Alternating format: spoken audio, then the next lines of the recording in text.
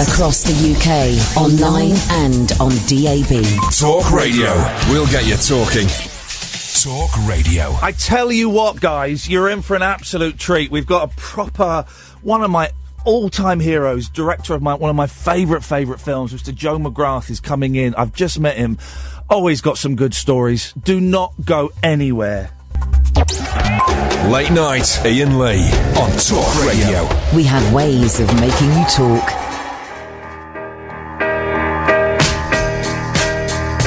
If you want it, here it is. Come and get it. Make your mind up fast. If you want it anytime, I can give it.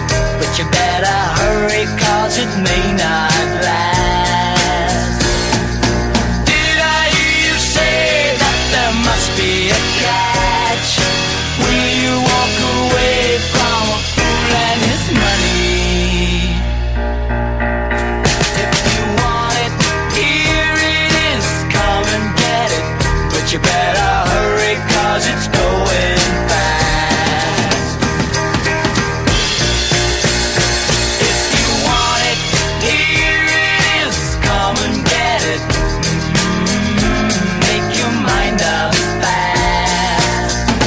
If you want it anytime, I can give it. But you better hurry, 'cause it may not last. Did I hear you say that there must be a catch? Will you walk away from a fool and his money? Sonny, if you want it, here it is. Come and get it. But you better hurry, 'cause it's going fast. You better hurry, 'cause it's going fast.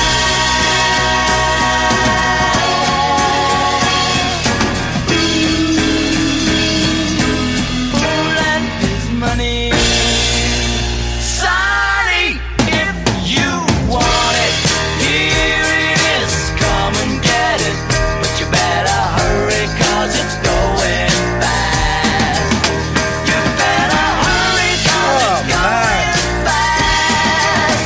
You better hurry, 'cause There's a it's song. going There's a song.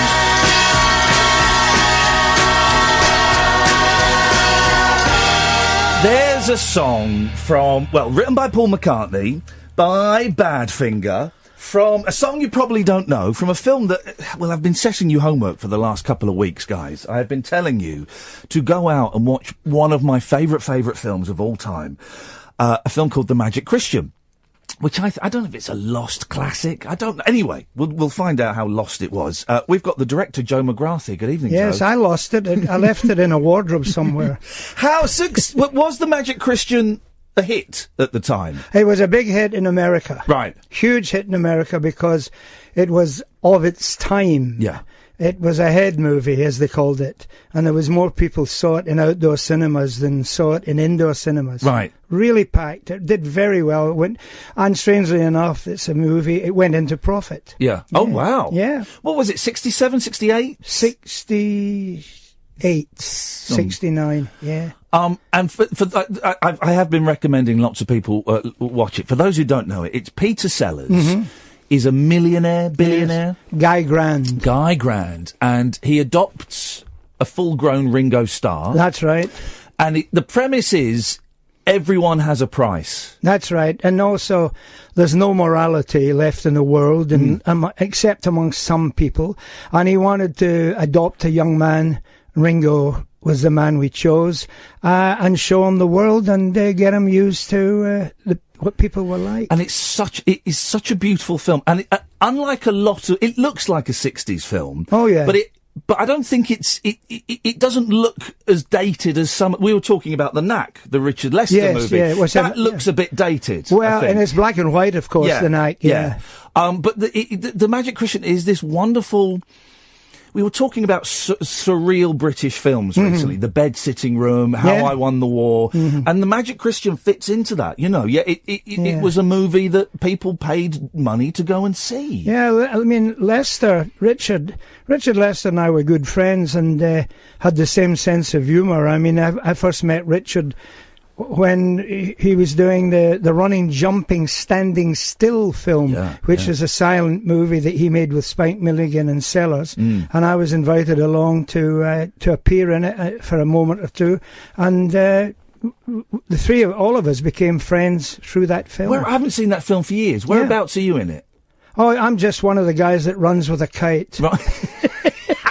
For no reason. So was that your first meeting with Sellers?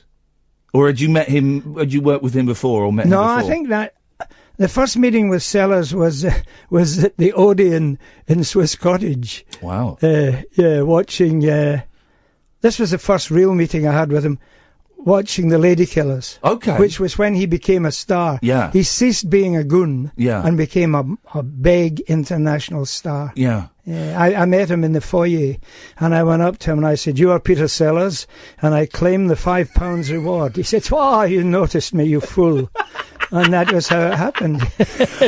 And you became friends with him? Yes, yeah. What was and enemies. Well, this is... I mean, we may touch on that. Yeah. But what was he like as a friend in those early days? Because he was a very complicated man, wasn't he? I've read the books, I've seen the films. He was a very complicated gentleman. Very.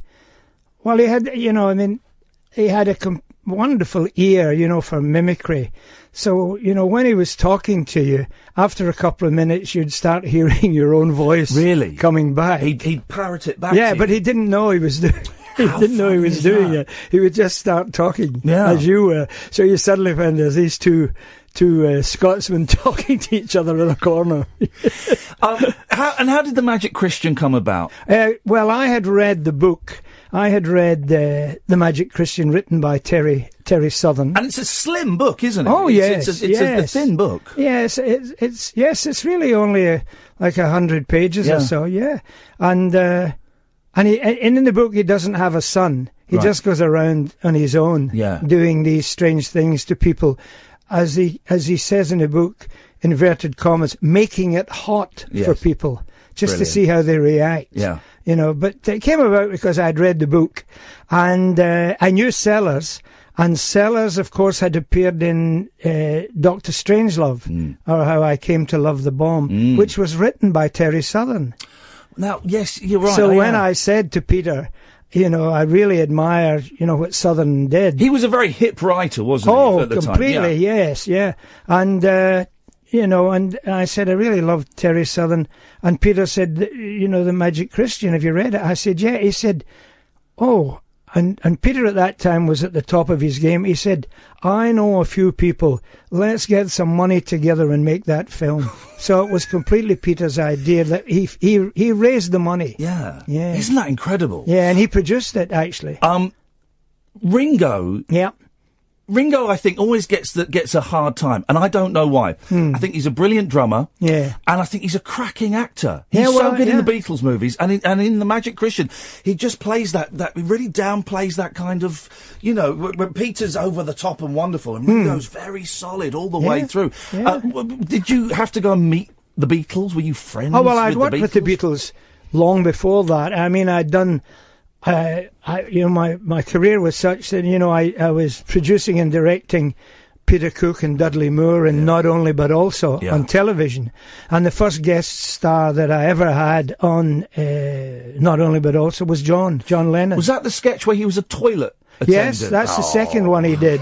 And the first one he did was on Wimbledon Common. Right. But those are the two ones. The second one is making me laugh, is with Peter Cook, where Peter plays an American tourist. Yeah. Yeah. Did you, because you come from Glasgow? Yes. Did you have to pinch yourself as the 60s were progressing, and you're finding yourselves with the most talented comedians, most talented musicians? Well, I said that to my son, my son Dan. Dan, who is here. Good evening, Dan. Good evening. Dan's come to make sure that Joe doesn't embarrass himself or libel anyone, I think. Yes. Quality control. That's enough from Dan. Let's talk about me. No. What was it? Oh, yeah. That's our relationship in a nutshell, really, isn't it? I think. He's looking at Dan with evil Quiet. eyes. He bought me dinner tonight. I must be nice to him. The thing is that coming from Glasgow, it was easier. That's what I was saying to Dan earlier. Yeah. When I arrived in London, it was late 50s, and commercial television had just started, and I'd been to art school, Glasgow School of Art, and so I came down here and walked straight into a job in television as a designer. Wow. Just straight in. Yeah. Because they didn't have anybody. They were looking for staff. All these television companies were starting, and they had no staff. So you could take some folio of work along, show it to them, and they said, "Oh yeah, when can you start?" "I can start now." "What sort of wages do you want?" "Starvation, I don't mind." And so I walked straight into a job. In fact, there's a funny story about that. The guy said to me, this was a lot of money in those days. He said, "We'll give you £850 a year." And I had never worked. So I was thinking $850 a year divided by 52 weeks in the year, 5 into 8. And the guy then said, "Oh, all right, 1,000.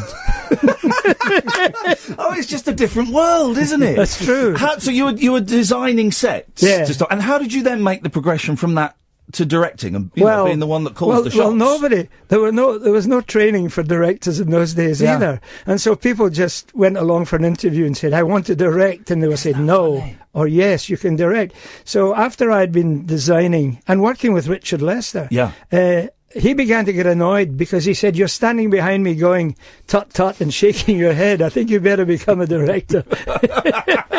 So I went along to another company for an interview, and so they interviewed me and said, "We'll let you know." So I thought, that means I'm not getting the job.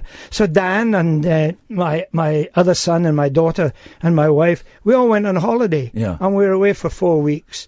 We came back from holiday, and pushing the door open, there was mail there, and I opened one of them, and it said, we're glad we'd like to offer you a job as a director. Wow. You can start tomorrow. And when I looked, tomorrow was 3 weeks ago. Because you've been off. I nearly went mad. So I phoned up and got the guy that had interviewed me, Brian Tesler, who's still alive to this day. And I said, "Brian," he said, "Oh, I thought you were dead." I said, "No, I've been on holiday." He said, "Well, when can you start?" I said, "Hang on, I'll get a car," anything. And that was how it happened. So I then became a director. Do you remember the first thing you directed? Yes. And what it felt like that first time you were calling the shots? Well, the first thing I directed was a show called Candid Camera with Bob Monkhouse in it. Wow. And nobody wanted to do it because it was film. Yeah. And I said, "I'll do it." And all the other directors at ABC Television at that time said, "No, the future is tape. We want to do these tape shows and studio stuff." I said, "No, I want to learn about film. Candid Camera's all done on film. We go out. You mean we go on location every day and try to involve people doing strange things?" And Brian Tesler said, "Yes, if you want to do it, do it." And I got a BAFTA, the first show I ever did won a BAFTA. And of course, because everything now there are hidden cameras and real people involved. But that was the first. Yes. That was groundbreaking for its time to secretly film. That's right. Tricks being pulled on people. That's right. And you hid the camera, and you Bob Monkhouse, or the other guy was Jonathan Routh, who was the guy who did the show. He would go up and involve passers-by. Did you ever get anyone getting angry? No. They were all excited. What we did, we were very clever. We chose provincial towns where everybody talked to each other. Right. That's okay. absolutely true. Yeah. You go up to Manchester, you go to Liverpool and say hello. Oh, hello. You go to Glasgow. Oh, hello. You go to London and you say hello, and they say, "Get out. Who are you?" So we chose these provincial towns very carefully. Yeah. And I won a BAFTA. So a BAFTA and an obvious eye for comedy. Yeah. What came next? What came next? Dudley Moore and Peter Cook. Yeah. I got offered a job by Hugh Weldon, who was head of a programme called Monitor at the BBC, which was an arts programme, and he offered me a job there. And I went along to see him at the BBC, and we were in the bar at the BBC, and I met Spike Milligan. And I met a guy called Bill Cotton Jr., who was head of comedy at the BBC, and Hugh Weldon. And Bill Cotton and Spike said, why is Joe here? And Hugh Weldon said he's going to take over Monitor, the arts programme. And Spike said, I won't allow him. I want him to take over doing comedy shows. And Bill Cotton said, that's right, we won't let you go to Monitor. And I started with the Milligan. And Dudley Moore and Peter. It was as simple and easy as that. Your career just seems to be you turning up at places and them going, well, can you do this? And you're doing it. But and then, of course, you must put into consideration a lifetime spent since it's from the age of 5 watching films. Right. So that was. And what kind of stuff were you? What was it? Well, that my got you as a parents, kid? you see, were both on the stage. My father was a music hall comedian. Right. And my mother was worked along with him. Yeah. And so all my holidays were always spent at the end of the pier, backstage, meeting chorus girls and people like that. Yeah. And tenors, baritones, accordionists, ventriloquists. And then when it was time off, It's a great name for the book, by the way, which we'll get on to. Yes, I have written a book. Thank you. He's told me I have to mention that he's written a book. It's only 300 pages, I tell, and bags of photographs.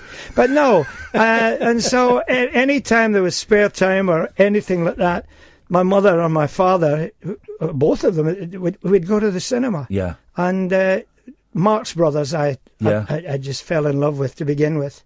You know, Buster Keaton, things like that. You know, and so when I did Candid Camera, it was as good as going to film school. Yeah. Because you went out and you shot film for 5 days, and you then got this load of film back, shot with different people, different jokes, different setups, and you had to edit it and make sense of it and then show it on a Sunday evening to a mass audience of about 10 million people. Yeah. And you had a day to edit it.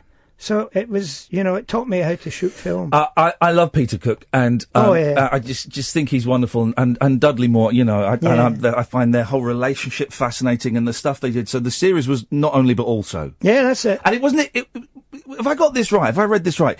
It was supposed to be Dudley Moore's show. Yes, I came up with the idea. I was at the BBC, and Bill Cotton Jr., who was head of comedy, said, got an idea for a show? I said, yeah, let's do a show with Dudley Moore. And so he said, okay. And in those days again, he just said, yeah, okay, go and do a show with Dudley Moore. So I phoned Dudley up, who I knew very well. Yeah. He had done a trainee exercise for me at ABC Television. So I said, listen, I've got this idea for a show at the BBC. It's a comedy show. And Dudley said, what do you mean? I said, would you be in it? He said, will I get paid this time?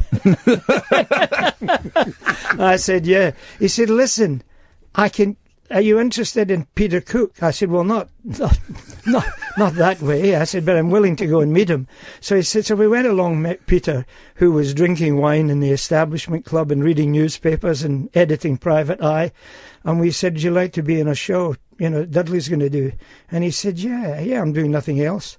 And so he and Dudley got together, started writing scripts along with me. Yeah. And did it at the BBC, and as you know, it's a stupid thing. The rest is there on the screen for everybody. Well, Dudley became an international movie star. A movie heartthrob. Yeah, I know, which must have galled Peter Cook, because he was always touted as the talented, handsome one. Peter said about Dudley's talent, the little swine. I wish I had been forced to learn a musical instrument as a child, like him.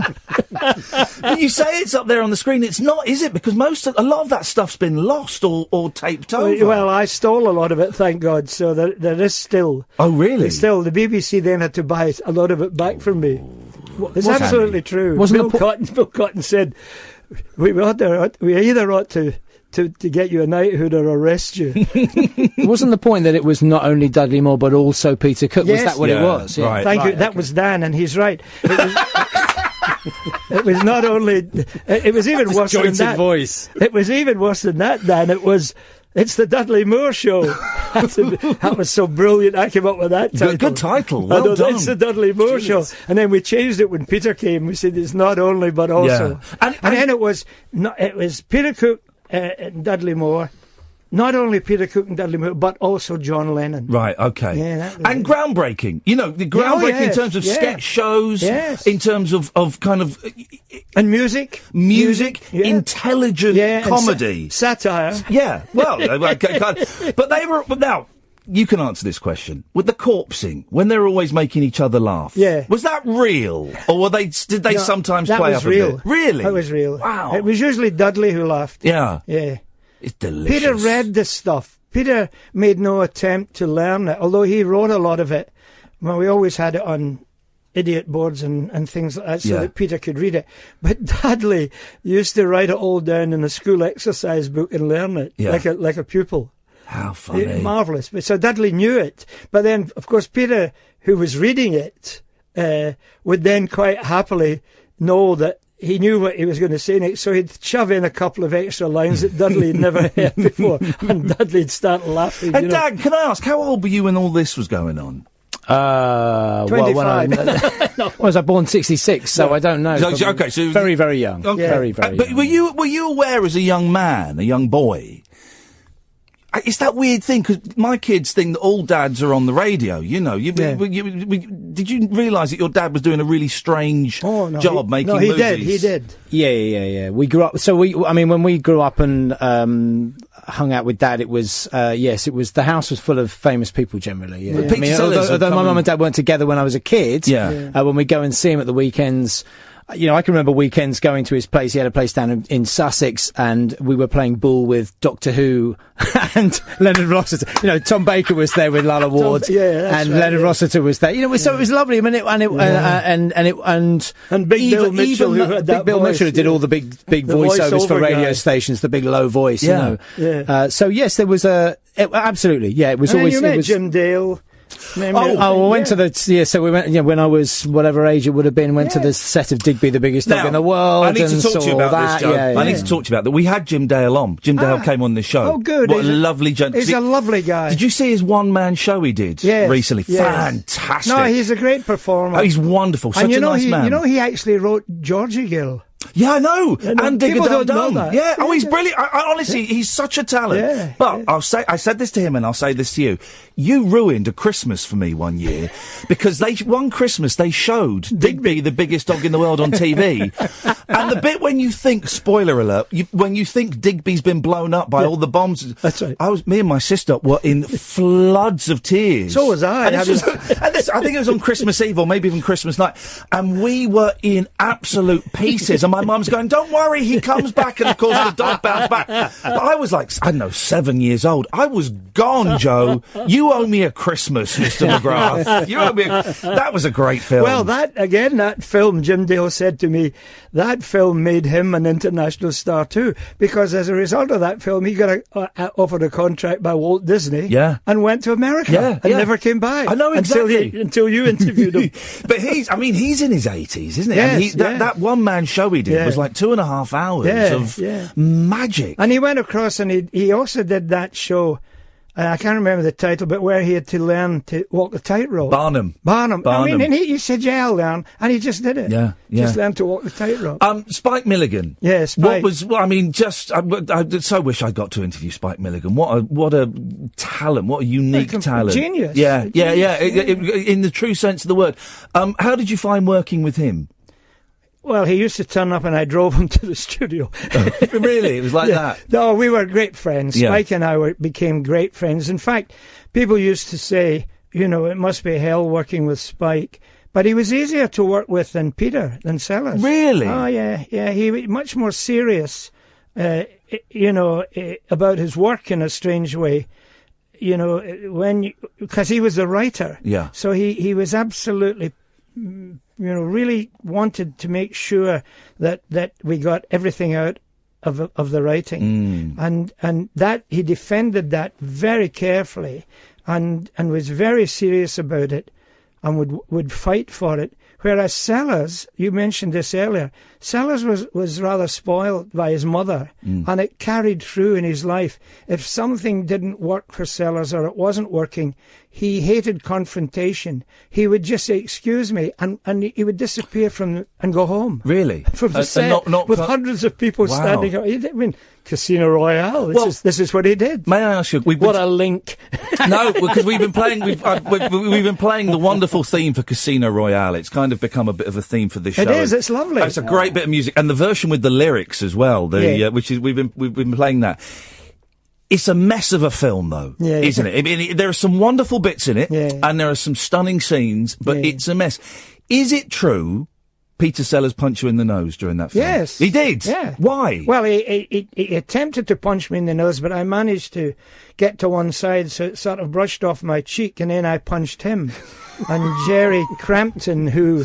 I know Jerry Crampton. Jerry Crampton, who was a stunt double, he ran across and grabbed us and pulled us apart and held us up with our feet off the ground. Big fella, yeah. And he said, I don't know which one of you to hit. I love you both. Very quickly, because, you know, I mentioned I worked with Christopher Lee about 20 years ago. Well, he was in Magic Christian. I worked with him in a film in Pakistan. I won't go into it, it's too long. But Jerry Crampton was the stunt man. Yeah, he would be. He was very famous. Yeah, brilliant. Riding all the horses and things. In fact, he became, later, he was... During one of Peter Sellers' many marriages, he was Peter's best man in one of the marriages. I did not know. So what was the argument about on the Casino Royale? Peter had asked for Orson Welles to be the heavy in the movie. Yeah. And when he turned up and we started working with Orson and Peter, and I mean this, he was completely overawed. Really? Yeah. Intimidated by him? Completely. And of course Orson liked that. Yeah. And Orson began to be even more like Orson.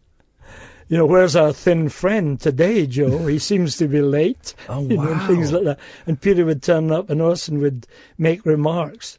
And in fact, it's all in the book. I mean, there's a marvellous bit where Princess Margaret comes along with Peter to lunch. And Peter brings her on the set and starts to introduce her to everybody. And Orson stands up and Margaret turns around and says, Orson, my dear friend, Peter, Orson and I just had lunch the other day. Oh, no. Oh, Peter was upstaged. Crushed. Completely. Yeah. Completely. It was shortly after that he tried to punch me. Tell the story about how Orson Welles got the job, because you were telling us that before we came in. Oh, well, delicious. Peter and I were with Charlie Feldman, who was the producer. Yeah. And Feldman, you know, had represented movie stars like Marilyn Monroe, Gary Cooper, and he'd made What's New Pussycat with Peter, and had been a big successful movie. And so we're in this room, and I had been asked if I would direct Casino Royale, the part with Peter in it. And he said, who do you guys think would be good as Le Chiffre, you know, the villain? So Peter said, Orson Welles. I mean, what about Orson Welles? He would be good. And Charlie leans across and picks up the phone, looks at his watch, and he says, yeah, well, hang on, in Los Angeles, it's got to be, Orson's got to be out of bed by now or something. So he dials the phone, hangs on, and says, hello, Orson? You know, and I'm sitting there, and I thought, well, this is not television. You've gone up a level now. Well, I was, but mind you, I used to think when I was going into the BBC, hey, how lucky I am! I'm going to work with Peter Cook and Dudley Moore. Yeah. But then you get into this room with Sellers and Feldman, and he said, I got the boys here. You know, I've got the director here, Joe McGrath. So I'm waiting for the voice or him to say, who? You know, Joe McGrath, you know, and repeat my name. Orson didn't say who, obviously. He says, yeah, hang on. And he hands me the phone. Wow. So suddenly, you know, I'm sitting You're hearing in this voice. house in Mayfair, and I'm talking to Orson Welles. And he starts talking, and the phone is shaking. And it's not just his marvellous voice, my hand's shaking as well. Yeah. Oh, yeah, well, that's marvellous, you know. Do you think we're going to have fun on this one, Joe? I said, why no? Oh, yeah. Yeah, Orson, I think we're going to have a lot. No. So I said, yeah, you know, we'll... When can I get the pages? Yeah. Immediately. So when you direct someone like Orson Welles, of course, who is an amazing director, was an amazing director himself. I mean, do you have to... How do you do it? Do you have to kind of fake being I'm a big famous director and I'm going to tell Orson Welles what to do? How do you do it? No, you become their equal just by getting to know them. I mean, I worked with Shirley MacLaine too, and I mean, she doesn't, a person like Shirley MacLaine doesn't disappoint you. What she is off screen is a very bright, intelligent, smart, funny woman who doesn't stand fools. Yeah, she fired a sound man on a movie I was on. Wow. Because we'd spent half an hour rehearsing the scene. And then just before we were going to do a take, the sound guy said, "Shirley, love, could we have a bit more voice?" And she said, "We've been rehearsing the scene for 2 hours." Well done, Joe. Thank you. I think by now you should have asked me to have more voice a long time ago. Yeah. No, I never heard any more. Next day the guy was removed. Wow. She was right. Yeah. You spend a whole 2 hours rehearsing a scene, and then just before you do it, the guy says, "Can you speak louder?" Yeah. Joe, we have to take a break. Are you all right to stick around for another half an hour? Yeah. Is that okay? Yeah. We'll have a quick break, and then we'll come back with more from Joe McGrath. The radio show for people who know the best part of the day is the night. Late Night Iain Lee on Talk Radio. We have ways of making you talk. I'm joined by Joe McGrath and his son Dan. The Magic Christian on it. It's on YouTube if you want to watch it, but I suggest you can get it on DVD for a couple of quid, and I recommend it. It really is a beautiful piece of work. And I get 2.5p for every single one. Not off YouTube, you don't. I hope you don't mind me sharing this. We were talking about Jerry Crampton, the stuntman, who stopped you and Peter Sellers having a punch-up. Yeah. That description of how he described the fight, do you mind sharing that? That was a lovely line. Well, he came over, as I said, he came over and separated us, saying, "I don't know which one of you to hit. I love you both." But he held us apart. And later on, he was on radio and he was being interviewed, and somebody asked him, "What was it like when Joe and Peter were having this punch-up?" He said, "They were like two teenage girls swatting bees." You kind of helped Burt Bacharach get a leg up in the industry as well, didn't you? With that film? No, not at all. I mean, he was contracted by Charlie Feldman, to do the background, to do the music for the film. But there's a sequence in the film where Peter goes to meet Ursula, and I shot it in her, what was supposed to be her apartment, through a fish tank. So there's fish there in slow motion, and Peter comes in slow motion, and she beckons him, and he moves towards her, and they meet and they kiss, and then they move, and this is the fish in slow motion. They're in slow motion, and I shot it with when I was shooting it with the girl from Ipanema being played in the studio. Yeah, in the studio, so that Peter and Ursula said, "That's lovely. It's great to move." They moved to the music, they had a rhythm, so that was lovely. So when I edited the film, Burt Bacharach was doing the music. Charlie Feldman, who was the producer, saw my cut of this sequence. And he said, I think we should take that out of the film altogether. He's not being funny. And I said, no, he's not meant to be funny. This is, he's meeting Ursula. This is, he's attracted and stuff like that. No way, and we got the girl from Ipanema playing behind it. And that's why, I'd really like some. And Burt Bacharach, who was doing the music, was there. And he said to Feldman, "Charlie, leave it in. I'll write a tune. I'll write a tune to cover it. I'll write a tune to it's cover that easy. It," he said, And Charlie said, no. So every time I went back and was running the film and bits of the film, Charlie had gone in, the producer had gone in behind my back and just taken this whole sequence out.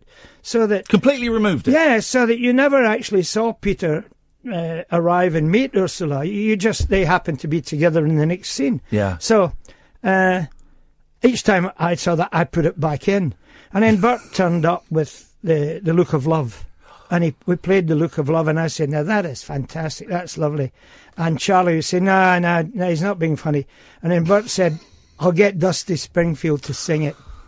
Wow. And I said, "Yeah, why don't we get Dusty Springfield to sing it?" The next thing, I'm in the studio with Burt and the bit of film, and Dusty's there with an orchestra. Hal David has written the lyrics to it, because we didn't have lyrics. When the first time we just heard the Look of Love, being played with the Alpert trumpets, and all that, So it was absolutely lovely, and Dusty sang it and did it in one take. Can you believe what that? A voice, though. And when you see Burt Bacharach talk about Cilla Black, she used to take 35 takes. Yeah.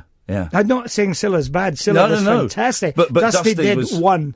and what a voice Dusty Springfield. And she sings it. And of course it became a standard. Yeah. It's now a standard. I mean, most people won't know it came from that movie, you know. when I was speaking to Orson years after I saw Orson, and I said, I really hate that film. He said, I don't hate that film. He said, look, you know, what you did was you shot a piece of film that has a standard now. It's a standard tune. Yeah. As Dan said, I'll write a tune to cover it. The tune was The Look of Love. Let's go. We're jumping all over the place, but I'm giddy with excitement, Joe. Yeah. The magic. But what about my book, which I'm publishing? I'm looking for a publisher. Listen, we'll do it, Mr. Publisher, anywhere if you're out there. The Magic Christian is joyous, but it is absolute. I found on YouTube there's a documentary behind the scenes of The Magic Christian. Have you seen it was done by Tony Palmer. Yeah, that's right. It's a nice little film. Yeah, but it's packed with celebrity, with famous people in it. You've got Spike Milligan, Christopher Lee. Is John Cleese in it? I think. Does he? Yes. He pops up. No. John. Yes, he is. He is in it. It's like a cameo, I think. Yes, he is. Yeah. Roman Polanski. Polanski. But a good one.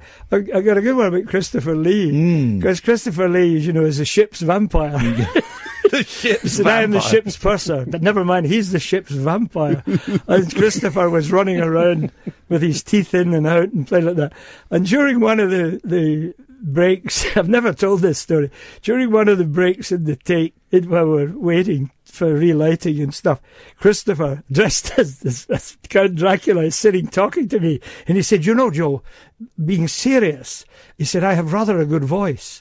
I said, really, Christopher? He said, yes, I have rather a good baritone voice. And I said, really? He said, and people have never used it in a film or something. They always get me to play the vampire and stuff like that. I said, so you really have you really can... He said, oh, yes. Be my love far on. And he starts singing, and Peter Sellers comes and he said, looks at me and he says, a vampire is singing Be My Love to the director. That must have been. Was it with all of those guests that are in that film, those stars? Was it a case of you going, "Hey, I wonder if we can get Christopher Lee to be Dracula," and just plucking ideas out of the air? Yeah, well, we got Yul Brynner. You know, he did it in drag. Yeah, and it's my voice when he sings "Mad About the Boy." He's singing it to Roman Polanski. Yeah, and he sings it to Roman, and Christopher, not Christopher, but Yul is singing the song, and in between takes he says to me, it's very difficult, the guy who sings this song, he said, he's very good, he's below the beat, he's ahead of the beat, he's behind the beat, but it's okay, it's been difficult, I rehearsed it last night, and, whoever it is, I got it, and it's going to be okay, Joe, don't worry. So I said, okay. And Roman Polanski is on the set, and he comes over to me and he says, that's your voice, isn't it? I said, yes. He said, we directors, we have to do everything. It is packed, that film, it's packed with, they're almost like little sketches. Oh, well, that's it. That was one of the criticisms that some of the British... Oh, really? Yeah, the British critics said. They said it's episodic. But then it's supposed to be biblical. Yeah. It's supposed to be little things. Parables. Yes, that's right. Little parables. That's very good. Yeah. Because that's one of the reasons I love it. You've got the, you can split it into sections. The auctioneers scene, the Shakespeare scene, the wonderful scene. That's right. John Cleese and Graham Chapman wrote that scene. Did they really? They wrote the Shakespeare Larry Harvey scene. Oh, it's beautiful. Where he does it in the nude. Yeah. And then it's got neon lights. Yes, up at the end it says that. Yeah. And I mean, we said the premise is everyone has a price, and again that wonderful scene with Spike Milligan as the kind of traffic warden. The traffic warden, and he tries to bribe him. You can't bribe me. And then he offers him so much money, he's eating the ticket. He says, "I'll eat the ticket." And Peter says, "You needn't do that." It's all right, sir. I'll eat the ticket. I'll do it for you, sir. Don't you worry, sir. And then as Peter drove off, Spike shouted to him, Incidentally, I'm here every Tuesday. And that was ad-lib. That was completely off the script. And Peter shouted back out the car, "Oh, Thursdays are better for me." Oh, it's lovely. We had 2 days to shoot that sequence, and we were finished at 3:00 in the afternoon on the first day. Wow. And so the producer said, "Oh God, wait a minute, what are we going to do tomorrow?" I love it. Now, you have written a book. Yes. Been told to mention this. Yes. No, but no, it's not published. What's going on? Why not? Well, I don't know. I mean, it's been seen by 3 or 4 publishers who all tell me, and read it and tell me we love it. But do you think that really the 60s? Do you think that sort of time? Do you think we should be publishing that sort of stuff? I said, well, I mean, these are stories, anecdotes like we've told some tonight. Yeah. These are things that nobody knows about. It's inside gossip. Yeah. It's inside stories, and it's explaining how these sort of films get made and what these people are really like. And it's not jokes, it's funny, it's stories. Yeah. And also, I've got the whole, stills from the picture. Oh. And also from Magic Christian. Oh. And, all the whole stills of the whole thing, So the book would be, special. But I think the sort of publisher I need is a publisher that's interested in movies. I think that's the thing. So I've got a couple of names that I'll be trying in the next week or two. You'll be hassling them. Yeah. Can I come and look at your pictures one day? Yes, of course. I want to come and see we'll those. bring them in and show them to the microphone. When you were writing and working with Sellers and Milligan and Cook, and Dudley Moore, they're all very, very fast minds. Yeah. Were you keeping up with them? I mean, you're very quick mind. You were keeping up with them and batting ideas back and forth. Yeah. When I met Peter and I met Spike, they told me, they said, no, he said, Spike paid me a great compliment. He said, you're one of the few directors and producers that when I try to explain something to you, your eyes don't glaze over and you look into the distance. Because you were at the same speed as them. You were able to work at that intensity. Yeah. Oh, yeah. The Great McGonagall. Yes. Now, there's a film. Peter Sellers as Queen Victoria. Oh, it's beautiful. It's a little bit more hard work to watch than The Magic Christian. It certainly is. Is it about a real Scottish poet? Oh, yes. It is. And it's Spike Milligan as this Scottish poet. Yes. It's a nuts film. Well, the first poem that McGonagall ever wrote, it's 4 lines. It's the hen, it is a noble beast. The cow is more forlorner, standing in the rain, with a leg at every corner. That's the first poem McGonagall ever wrote. They're real. He lived in Dundee, and if you go to Dundee, there is a statue. Wow. He's standing looking out to sea. Yeah.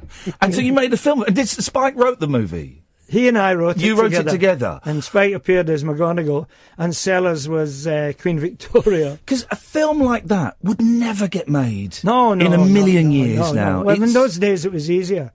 Much easier. And it was because of your reputation and you got Spike and Sellers. Well, getting Spike and Peter, that was a big thing too.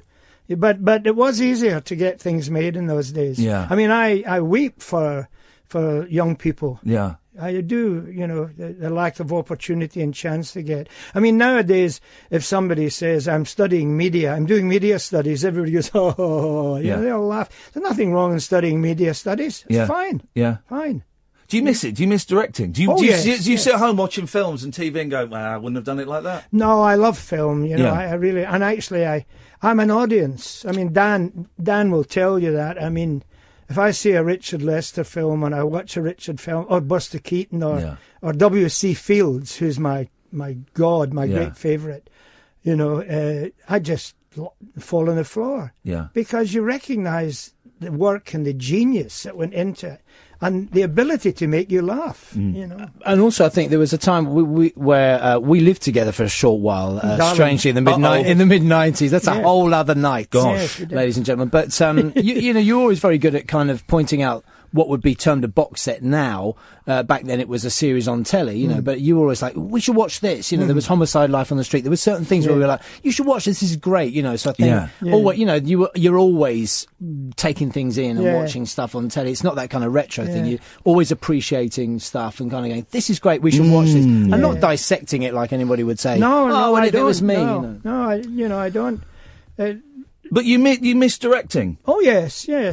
I mean, I missed it, but I couldn't do it now because why? It's the hardest job in the world. I mean, if you think of a feature film, you're doing 15 weeks every day. Yeah, including weekends. But even you're with editing, you're cutting. But even with the way with the changes in technology, and the fact, the digital and all of that stuff, and of course nowadays, the unions are no longer strong as they used to be. Yeah. And I mean this in the nicest way. So people are working 14 and 16 and 18 hours, are working through the night. And we, that was happening occasionally with us too. But I mean, when you consider you're getting up every day at 6 o'clock in the morning, you're going into the studio, you don't get back to midnight, and you've shot, and then you've seen what you shot the day before, then you've gone in and you've edited it with the editor, and you've been writing it before the film, and you're rewriting during the film, and then you're putting up with the egos and the temperaments of somebody saying, listen, Peter's not turning up tomorrow. He's decided that there's a bit of trouble at home and he's staying at home. And you suddenly have to reschedule and say, right, well, tomorrow we'll do this and do that, There's a very good story about that. Peter and I driving into Shepperton once in a hired car with this driver in front of us. And Peter is saying to me, I'm not sure about, it was in Magic Christian, where he's a shopkeeper and he reduces prices and gives it all away free. And then the next day when they come back, the shop is no longer there. Yeah. It was just, the thing. So we're going in and Peter is talking to me and saying, I think I should do this, I think I should do that. And the driver is driving and the driver says over his shoulder, excuse me, gents, but that scene's been cut. I'm laughing now. And Sellers says, what? He said, yeah, the producers cut that scene because the set isn't ready in time. So you'll have to come up with can you go back to the set you were on yesterday and come up with another, and make it longer or shoot. And Peter, I said, wait a minute. So Peter says, just a minute. And he closes the partition so the driver can't hear us. And Peter says to me, what do you think? There's nothing worse than a driver on the way up. And then he opens the thing again and he said, you tell the producer from us that we're going to do that scene whether he likes it or not. The guy says, me, who do you think I am? Peter said, well, whoever you are, you tell him. And we were in hysterics, but at the same time, it's horrible. You're told, by the driver. Yeah. I did want to mention it because I know it was your birthday this week. Yes, yeah. But who's that? I can't remember the guy's name. The guy that directed Kes and I, Daniel Blake. Yeah. Ken Loach. Ken Loach. Yeah. Because he's in his 80s. And he's just made that Daniel Blake film. Yes, I know. But I don't mean this it's not nasty because I know Ken and I think he's a great director. Yeah. I think the type of films he makes aren't the sort of rollicking type of comedies that I make. Even just coming in and reminiscing about them, I'm exhausted. I know what you mean. There is a certain amount of pace. And especially if you work with guys with egos like Spike and Sellers and Orson Welles and Shirley MacLaine and Warren Beatty and stuff like that, What did you do with Warren Beatty? No, I did a documentary with Warren. I mean, he's Shirley MacLaine's brother. Yeah. A lovely guy. Tough to work with, though? No, lovely. Great fun. I said, if you had any trouble, I'm going to tell Shirley and you. Don't. We've only got a couple of minutes. Okay. I could keep you here all night, but I'm going to let you go. But Do you think I'll last? I think you can make it in this business. I think you've got something going for you. Who, in terms of comedy, who do you like now? Who do you rate now? Is there anyone as good as Steve Coogan? Yeah, I like Steve Coogan very much. Yeah, very much. I think he's great, and if we had the sort of film industry that we had in the 60s, Steve would have done a lot better. Yeah, he's done that thing of doing silly little roles in American movies to try and make it in America. Yeah. But instead of, as you say, in the 60s and the 70s to a certain extent, he would have starred in some huge British he would have. comedies. He's got it. He's brilliant. He's brilliant. Yeah. Absolutely brilliant. Yeah. Guys like that, I think are wonderful. Joe, I love you. Darling. I do. I texted Dan saying, Dan said, we're on our way. Get ready. And I texted back going, I'm really nervous. Just because, you have had such a positive impact on my life in terms of the not only but also the Magic Christian, the Great McGonagall, the Casino Royale, which I've got. It's kind of my dirty little secret, that film. I do enjoy that. And you're absolutely brilliant. I do hope that book gets published. At some Thank you point. very much. I hope someone pulls their finger out of their arse. But because I would read that, I would buy that at a moment's notice. You gave me a good title, didn't you? Accordionist, ventriloquist. Yeah, the whole list of them. Exactly. Listen, thank you so much for coming in. Well, thank you for plugging my book.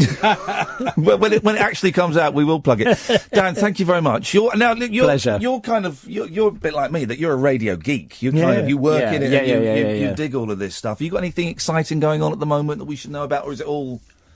No, not for me. Thanks for coming in, Dan. Thanks, right, okay.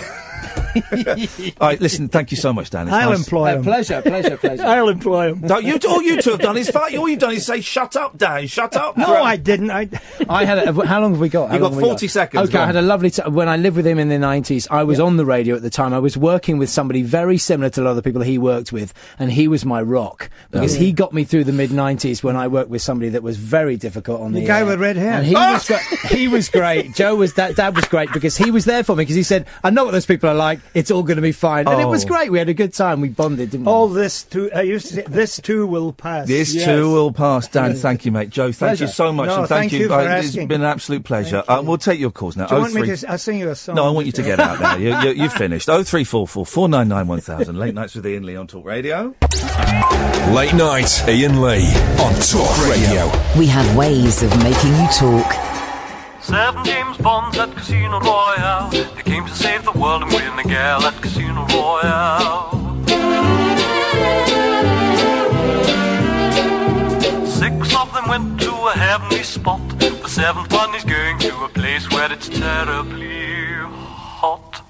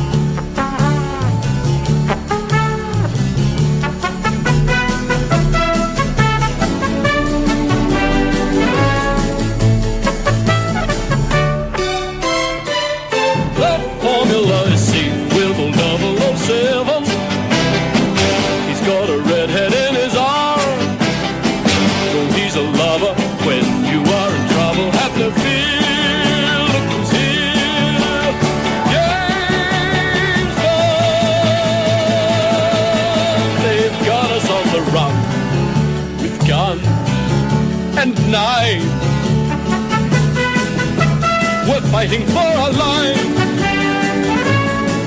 Have no fear, Bond is here. He's gonna save the world at Casino Royale.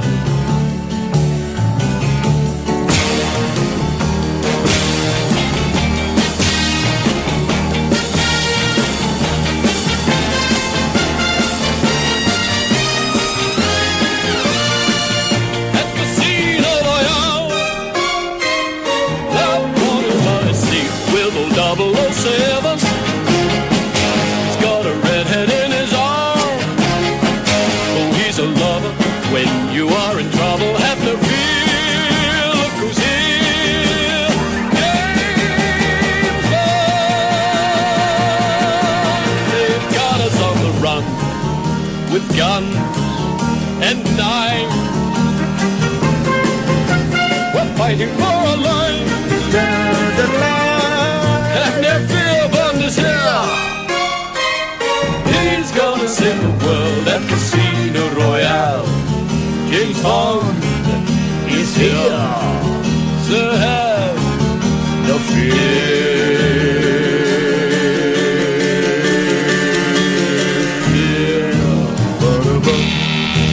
I mean, can we just play that last hour twice more, please? Because that was just, what an absolute... you may not have seen it on Twitter because on Periscope, sorry, because of the way the camera was angled. I've turned it off now, but the way it was angled, I'm just literally for that entire hour, I'm sat there with my mic down low, my head on my hands, just grinning up at Joe, just grinning, and completely unsure where to go next. You know, I just could have said names to him. I mean, halfway through it, I was just pretty much just saying names. They go, oh, yes, Peter. Wonderful. Wonderful. Do yourself a favour. Go on Amazon, buy The Magic Christian on DVD. It's about £3, right? And even if you hate it, it's an incredible film to watch, an incredible bit of film to watch. I love that.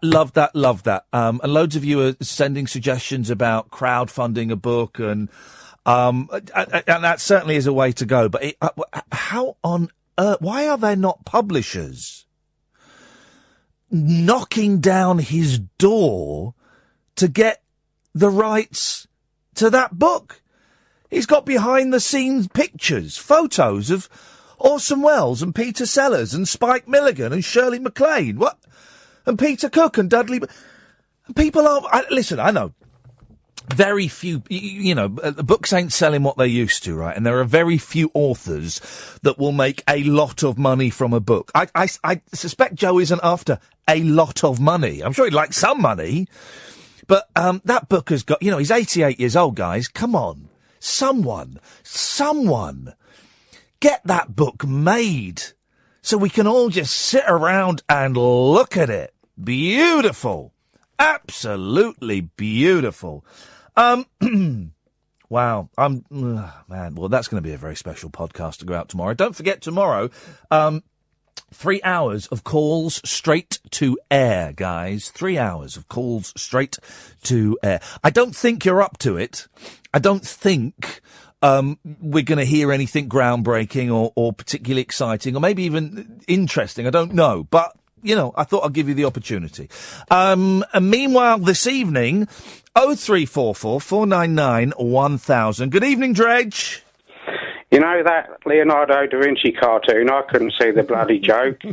I'm eating a sandwich. All those people sat around look extremely stationary to me.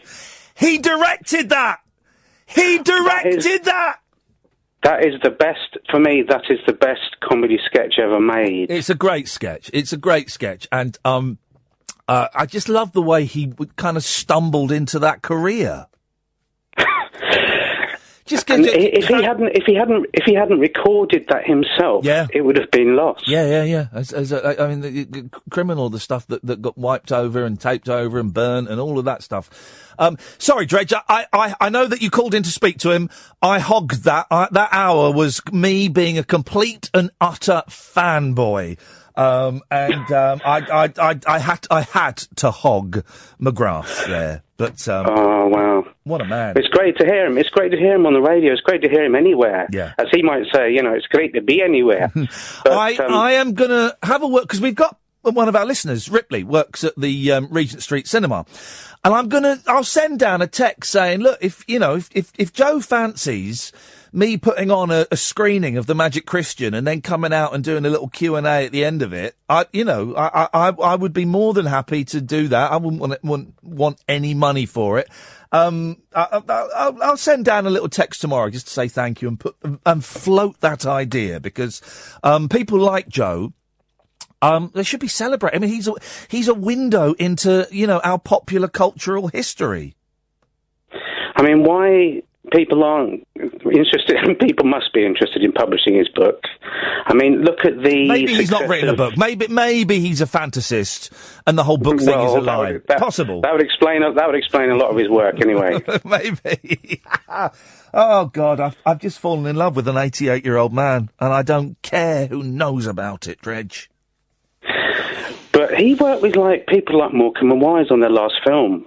Yes, he did. Yeah. But was it Mid-Train to Midsummer? Yeah. Night Train to Murder or something. That was it. Something like that. But he basically worked with every great comedian, of that time. And have you seen it? So you've seen The Great McGonagall? The Great McGonagall is a tough old watch.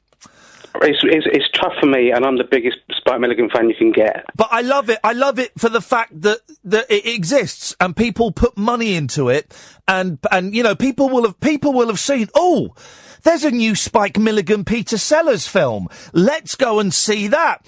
And they would have paid their money, and they would have sat down, and most of them would have walked out going, "What the hell was that we just watched?" I love it. I love it. It's amazing that, in a way, as you said, that those films ever got made. Yeah. But, I mean, what a great man. And, I'm just glad that he was on the radio tonight and we could hear all these incredible stories. He sounds sharp as a... Oh, he's very funny. When he came in about 20 to 10 and... he just had me and Kath in hysterics. He was just sat there holding court and, telling... he told me one story about the Beatles. He said, let's not mention that because it might upset Ringo. So I won't mention that. Send me an email and I'll let you know. And all of his stories were a lot swearier. They all were very, very sweary. But, I was watching this bonkers thing he did yesterday on YouTube. He directed this peculiar thing about Sherlock Holmes with John Cleese as Sherlock Holmes. I saw that. That was kind of like mid to late 70s, wasn't it? Yeah, and it had Arthur Lowe as Watson, who are perfectly cast. Yeah. And Watson was sort of portrayed as this complete idiot, and all he kept saying was, "Good Lord." Great Scott. Yeah, any good or a mess? Parts of it are really, really funny. It has dated somewhat, shall we say. Yeah. But you can see the sort of magic in there somewhere. Yeah. It was like an extended Python sketch, really. Wouldn't it be great? Wouldn't it be great if just one more roll of the dice? If he got together with Coogan and just even if he just did like a little 15-minute short. I should have suggested that, a little short. Anyway, he's not. It's interesting. It's interesting you mentioned Coogan because I guess maybe Coogan is sort of the nearest thing we've got to Peter Sellers these days. Oh yeah, I think so. In more ways than one. Dredge, listen, thank you for that. I appreciate your call. 0344 499 1000. Gio. Hello, how are you? Hello? Hello? Are you there? Well, I'm there, but you're not really. I think this is the part where I embarrass myself, isn't it? Yes. No, what you've done is you've done something so we can't hear you. On speakerphone. I hope that's all right. Anyone, guys? Everybody there on the UK. This guy sent me the most rambling, insane email this week as well, this guy. Hello? Build on anything. Yeah. You're listening to Talk Radio. This is what? Holy shit. Hello. Oh my goodness! I had it on. How you doing, buddy? You all right? Yeah. What happened there, right. Gio? I had the audio output on the ear instead of the speaker. By the way, I have you on speaker. Is that all right? I'm not really a fan of speaker. No? All right. You're in California. How you doing? Yeah, I'm just calling to say I'm a really big fan of your show, and I enjoy your radio personality. I didn't understand any of the email you sent me. Yeah, well, the very rushed. Well, they're very rushed, Well, it's quite a. Would you like to talk about it? Shall I read out the email? All right, I don't mind. Okay, this was sent yesterday, and it's entitled "It's All Gravy" from Gio. Okay, are you there? You okay? What? Sorry? Go on, please. Is there any chance we could not be on speakerphone? Oh, we're not on speakerphone. I have you on my ear. Okay. This is your email. There are things, lads, that aren't observable through what we can dig up. I try to make by the way, if you're listening at home, if any of this makes sense, good luck. I try to make the least noise Tuesdays and Wednesdays. I'm giving somebody a break, people's days off, and I try to get in my character when I try to convey myself, and it's very audible, kind of embarrassing, because I feel people around me observing me. What the hell? And that's the bit that makes the most sense. But that doesn't make any sense. Right. Well, because I feel like sometimes my neighbors is kind of like in my case all the time. And, why are they in your case? Because I'm kind of an introvert. Yeah. And I don't go out much, and I guess that's kind of interesting to observers. I see somebody that's kind of... Observers? Well, neighbors, sorry. Neighbors? Yes. Well, yeah, they see somebody that's kind of stable and doesn't go out, but, that's kind of curious, isn't it? Okay. It continues. May I read some more? Okay. How have you been, mate? I hope you're all set and having an adequate show. I feel... emoticon. I feel like I've been under a microscope more than usual in recent days. Your League of Honourable Hosts kind of put ideas on my head. What ideas have been put on your head, Gio? Well, you see, after your show last Tuesday, and there was a couple of hosts that gave me an impression that they were working overtime, and that they were saying things that's kind of, suggestive. Was it the two mics? I didn't really know what to think. The two mics were suggestive to you? Maybe. It's not really offensive or anything. I don't mind. I mean, I just don't want to have anybody work extra, just... Yeah, pretty much. Okay.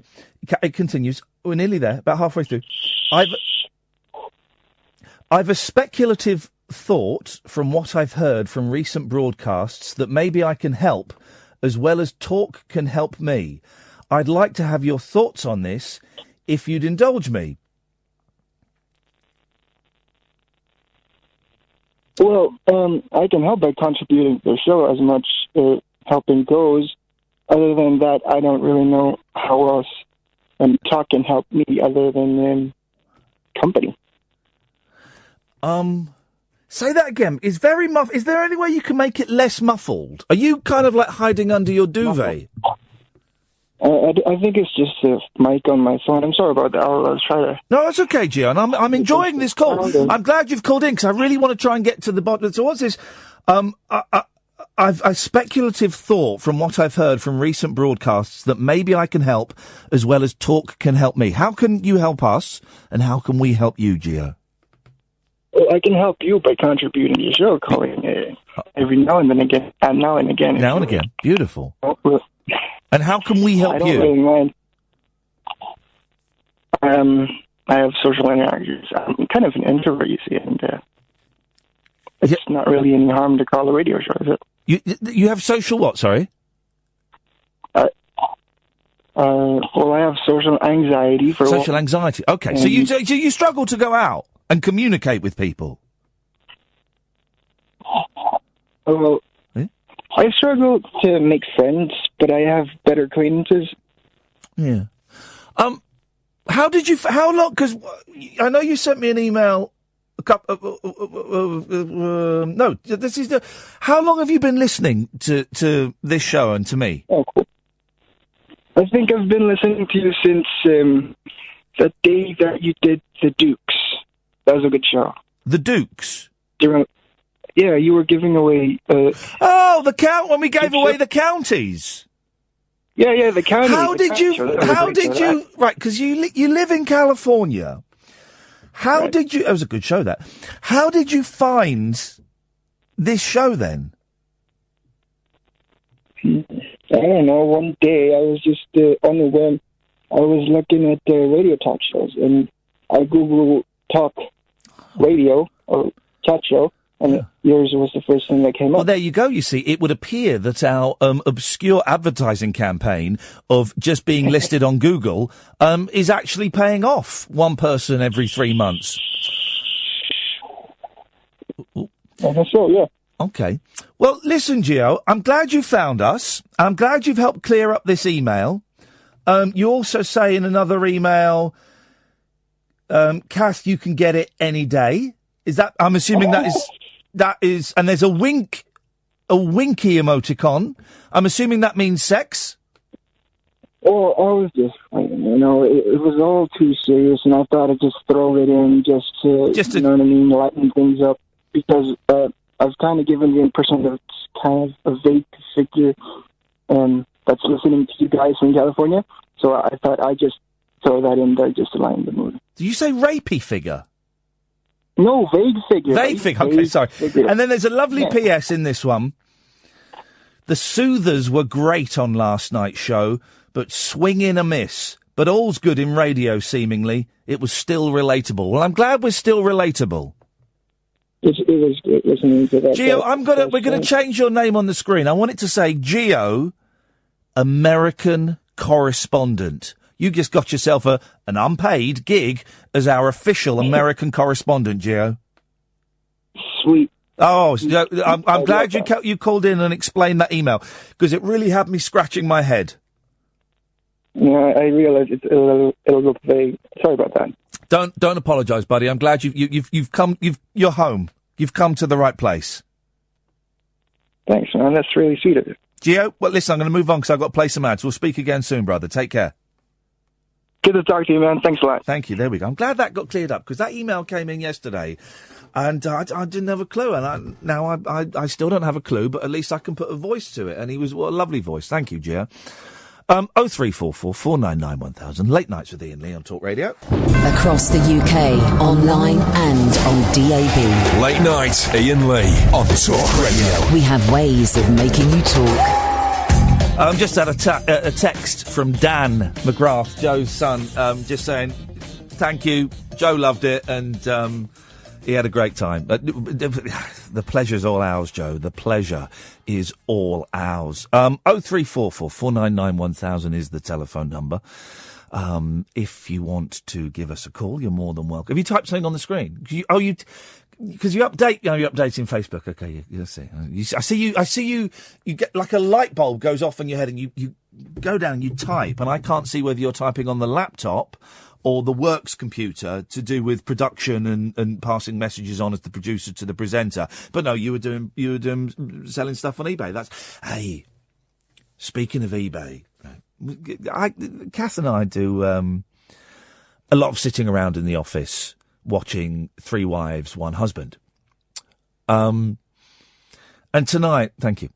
Tonight, I thought, sod it. I bought a GameCube on eBay to set up in the office. Yeah, that's right, Ed. This show has got its own GameCube, and I've bought Mario Kart. I've been eyeing up GameCubes. You know, they're an old Nintendo thing. Old. 2001, 2, something like that. And I've been eyeing them up, but I can't really justify it. We've got an Xbox. I believe I may have got my hands on a Nintendo Switch. So I can't. And I was just sat in the office and I thought, wouldn't it be nice just to have, when there's nothing on telly and we've done the prep for the show, and that means walking to the shop and buying a sandwich. Just getting the GameCube out of the boot of the car, plugging it in, and having a few rounds of Mario Kart. So that's what we've done. A show GameCube. Wow, I look after my team. There's two controllers. There's two controllers, guys. Yeah. Let's go to Paul. Good evening, Paul. Hi, Iain. Hello, Paul. Me again. I don't know why I do it to myself with you. Sorry? I don't know why I do it to myself with you every night, but you're a bit infectious. You're kind of a bit. I'd rather be addicted than infectious. Yeah. Well, addictive, infectious, yeah. So, an addictive infection. Yeah. Use that. Clip that. That's good. We'll have that. That'll be the tagline. Iain Lee, he's an addictive infection. Yeah. Yeah. Well. Okay, right. You were interviewing that guy earlier. Yeah. That at Spike Milligan and things like that. Yeah. Yeah.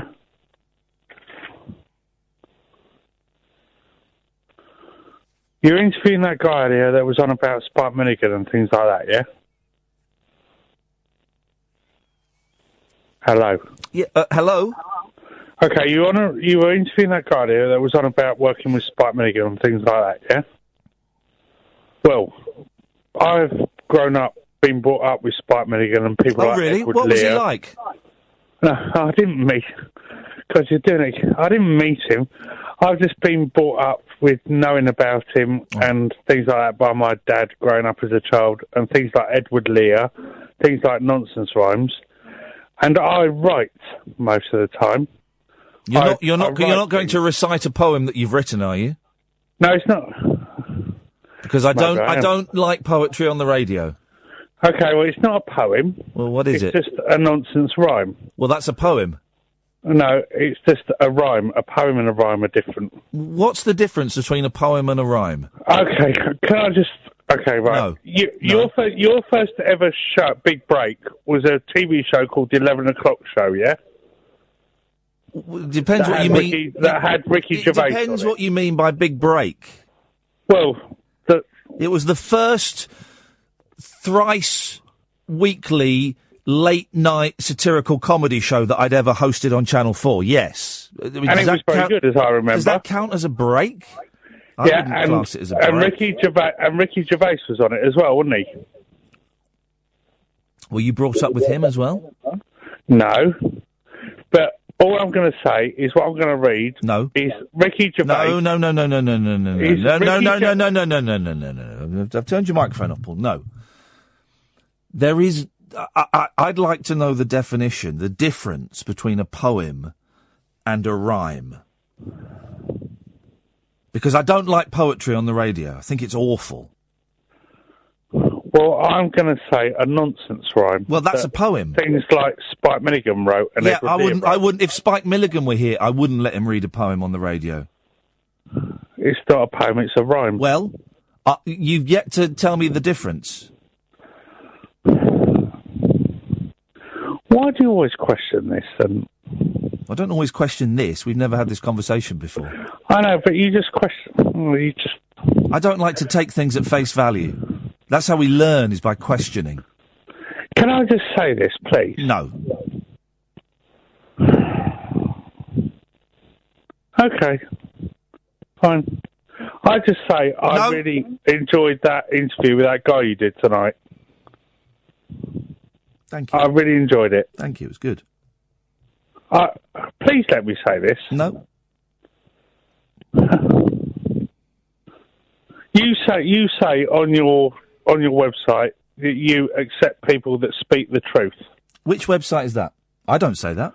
The Talk website. You say it's not my website. You say you have to have people that have a bloody good reason to phone in. I don't say that. Yes, it is I've never seen the Talk Radio. Hang on, you said Talk Radio website, and now you're saying Facebook. No, I haven't said Facebook. I'm not on Facebook. I've never said Facebook. I'm not on the Talk Radio website. I've never seen it. I don't know what they say on there. I don't say it. Okay, well, you've commented about my phone calls before on the Talk Radio website. No, I haven't. I have never commented. Okay, well, it's written for you then, isn't it? Well, if someone is saying something on my behalf, then yes, it is written for me because I don't know anything about it. Okay, well, it's put up on the Talk Radio website. If you click on your face to do your show, it is there. I'm too busy to go online. I'm going to say no. You're not. Yes, I am. I'm not going to allow it, Paul. Okay, right. Thanks for calling. If I see you in Costa on some Saturday, I'll tell you then. I avoid that Costa now. Fine by me. You're too busy painting a bloody guitar with your kids, aren't you? Yep. Thanks for calling, Paul. You see, you won't let me say it? No. Come on, let me say it. No. I'm going to say it. You can cut me off. I'm going to start it. No, I'm going to fade you down. You faded down. I'm not going to cut you off. I've faded you down. Don't like poetry on the radio, particularly homebrew poetry. Listen, if you've written a poem at home, trust me, it won't be any good. They never are. Okay? I'm sorry, this is bloody good. I bet it's not. I bet it's awful. Well, okay, you test me and let me read it out. I don't want to test you. I met a guy in a... Okay. I don't know if that was the start of the poem or if he was about to tell me an anecdote, but And why am I... There we go. So he doesn't know that he's not being broadcast here and that we can't hear him or his poem. I hate poetry on the radio. It is awful. You always get old biddies phoning up. I've written a poem, and I bet I know the tune of this poem. I don't know the words, but I know the tune. The tune goes, are you ready? Da-dun, da-dun, da-dun, da-dun, da-dun, da-dun, da-dun, da-dun, da-dun, da-dun, da-dun, da-dun. Is that the tune? Have I got the tune right, Paul? You think you're smart. Let me just read it. No. It will make people think. No, it won't. It will make people think that your poems stink. Oh, I'm a poet and I never realised. There you go. You're telling a poem now, aren't you? Well, no, it was just a rhyme. Oh, it's a rhyme, yeah. What's the difference? You tell me, Paul. I met a guy... Okay. So, honestly, even professional poetry is bad. You look at the war poets, Wilfred Owen, oh God, it's just so tedious. And Spike Milligan was a great writer and a great performer, but the poetry was just lousy. Sorry, Paul, what was that? I couldn't hear you. Your fader was down. I just read it out. Well, you read it out to no one. Okay, fine. Never mind. Thanks for calling. There we go. 0344 499 1000.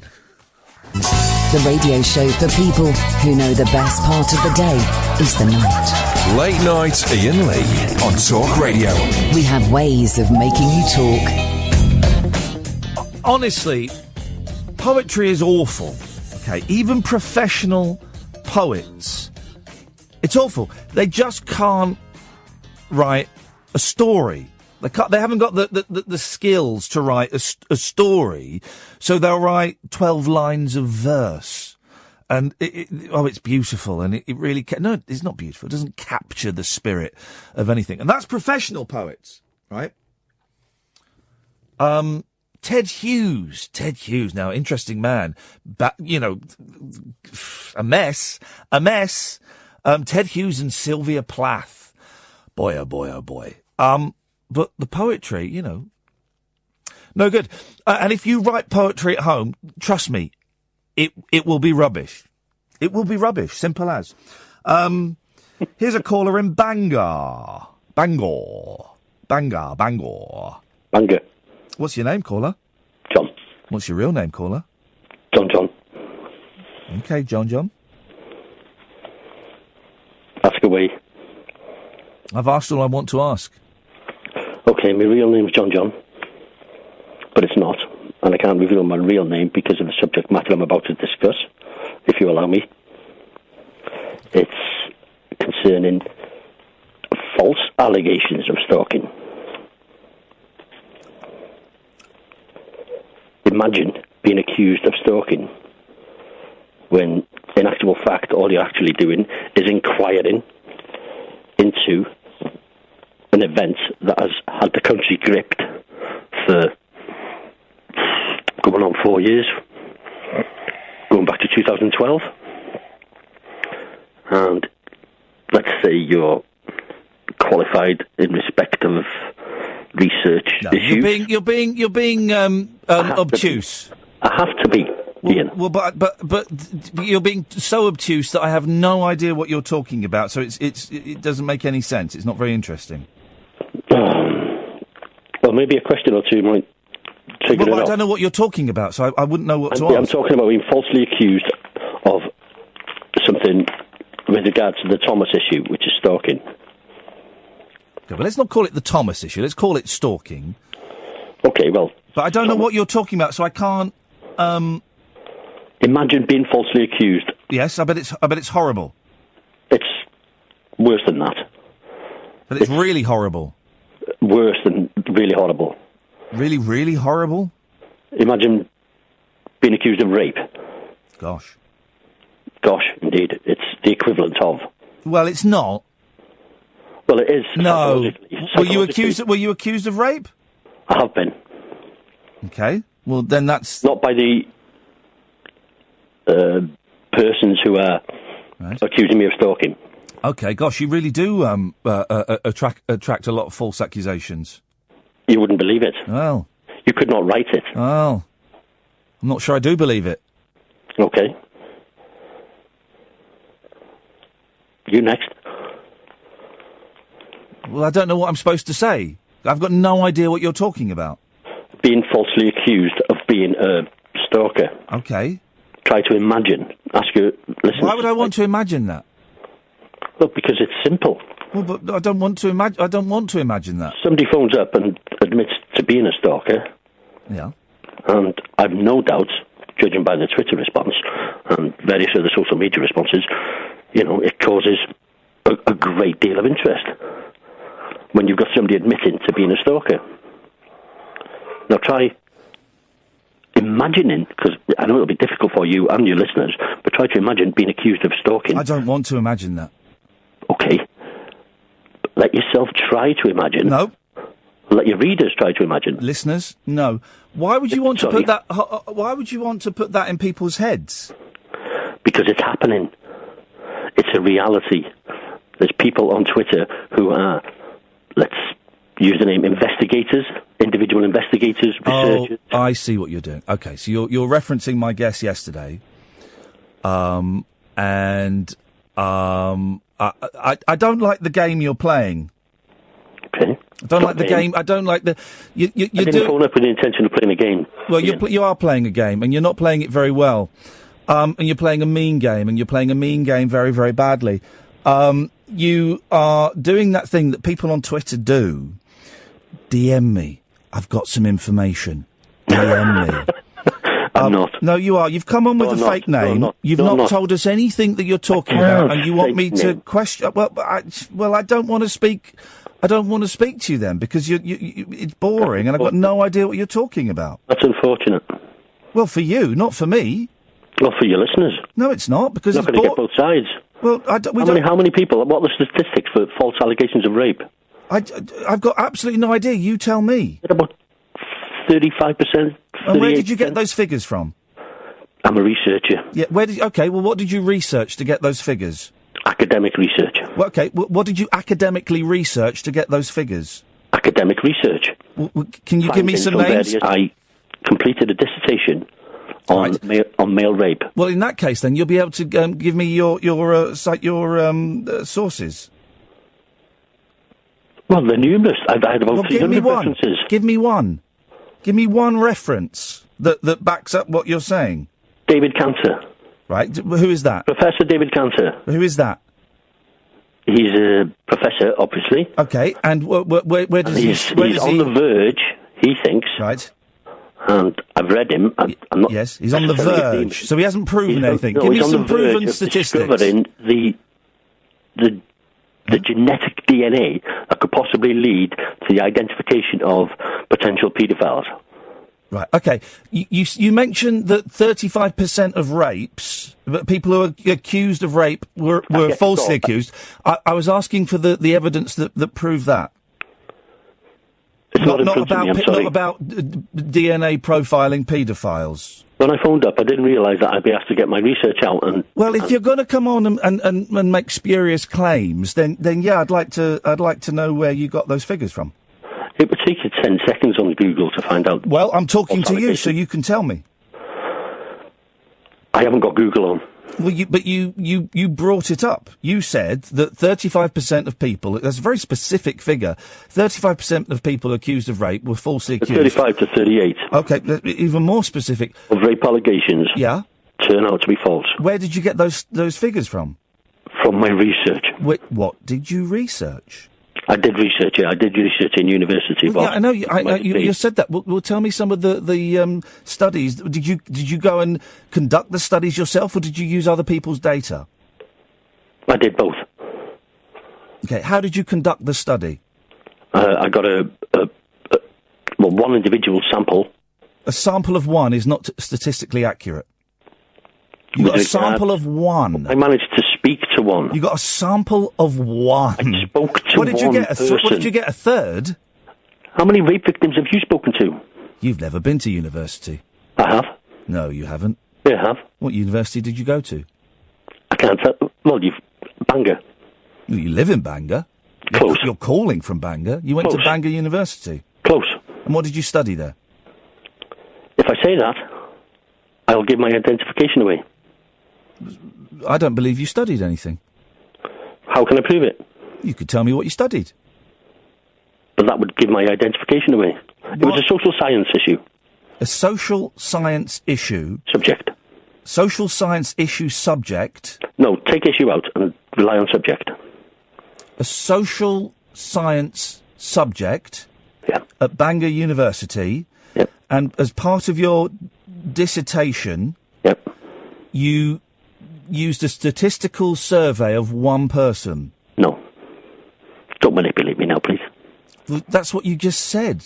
I spoke to one male victim of rape. Right. And had he been raped? His experience into my dissertation, right? Okay. Which was compiled. Can I ask then? If he was he raped? He was. Right. So how does that statistical study of one man who was raped back up your claim that 35 to 38% of people who are accused of rape are actually innocent? He was an individual. Yeah, the two aren't connected. You're missing the point completely. No, I'm not. The point is you don't know. The point is you don't know what you're talking about, and I don't believe a word of what you're saying. You're missing the point completely. You've never been to university. Well, I have. How long was the course? 3 years. Yeah. What did you get? 2-1. Yeah, really. Really? With a statistical study of one person that doesn't relate to the thing you were just telling me about. My dissertation, which was you're a barrel of all-encompassing dissertation on you're a barrel of laughs, aren't you? I chose a subject that was taboo at the time, which was from 1999 to 2002. Male rape was a non-existent crime as far as academia you're and a barrel of laughs, aren't you? No, I'm not. No, I know. I know you're not. Neither is being falsely accused of a serious crime. Okay. I'm really struggling to believe anything you're saying, so I'm going to thank you very much for the call, John. But unlike Thomas, I'm happy to talk privately. Well, to whom? You, if you want. Not really. Why would I want to talk to you privately? I can give you my name. I can give you my address. I don't want you. Why would I want your name? And why would I want to talk to you off air? This is a phone-in show. You would believe what I'm saying, then. Well, okay, but I don't. I'm not that interested. When the clock finishes at 1, I'm going home. Understood. Thank you. Why don't you go on Twitter and you know. I don't do Twitter. Okay. Good for you. It's a bad idea. Twitter is very dangerous. I agree. Ban Twitter. I wouldn't ban it, but I would ban regulate it. Oh, I would ban it. I would switch it off. I think it's awful. I'd make it so that people have to pay.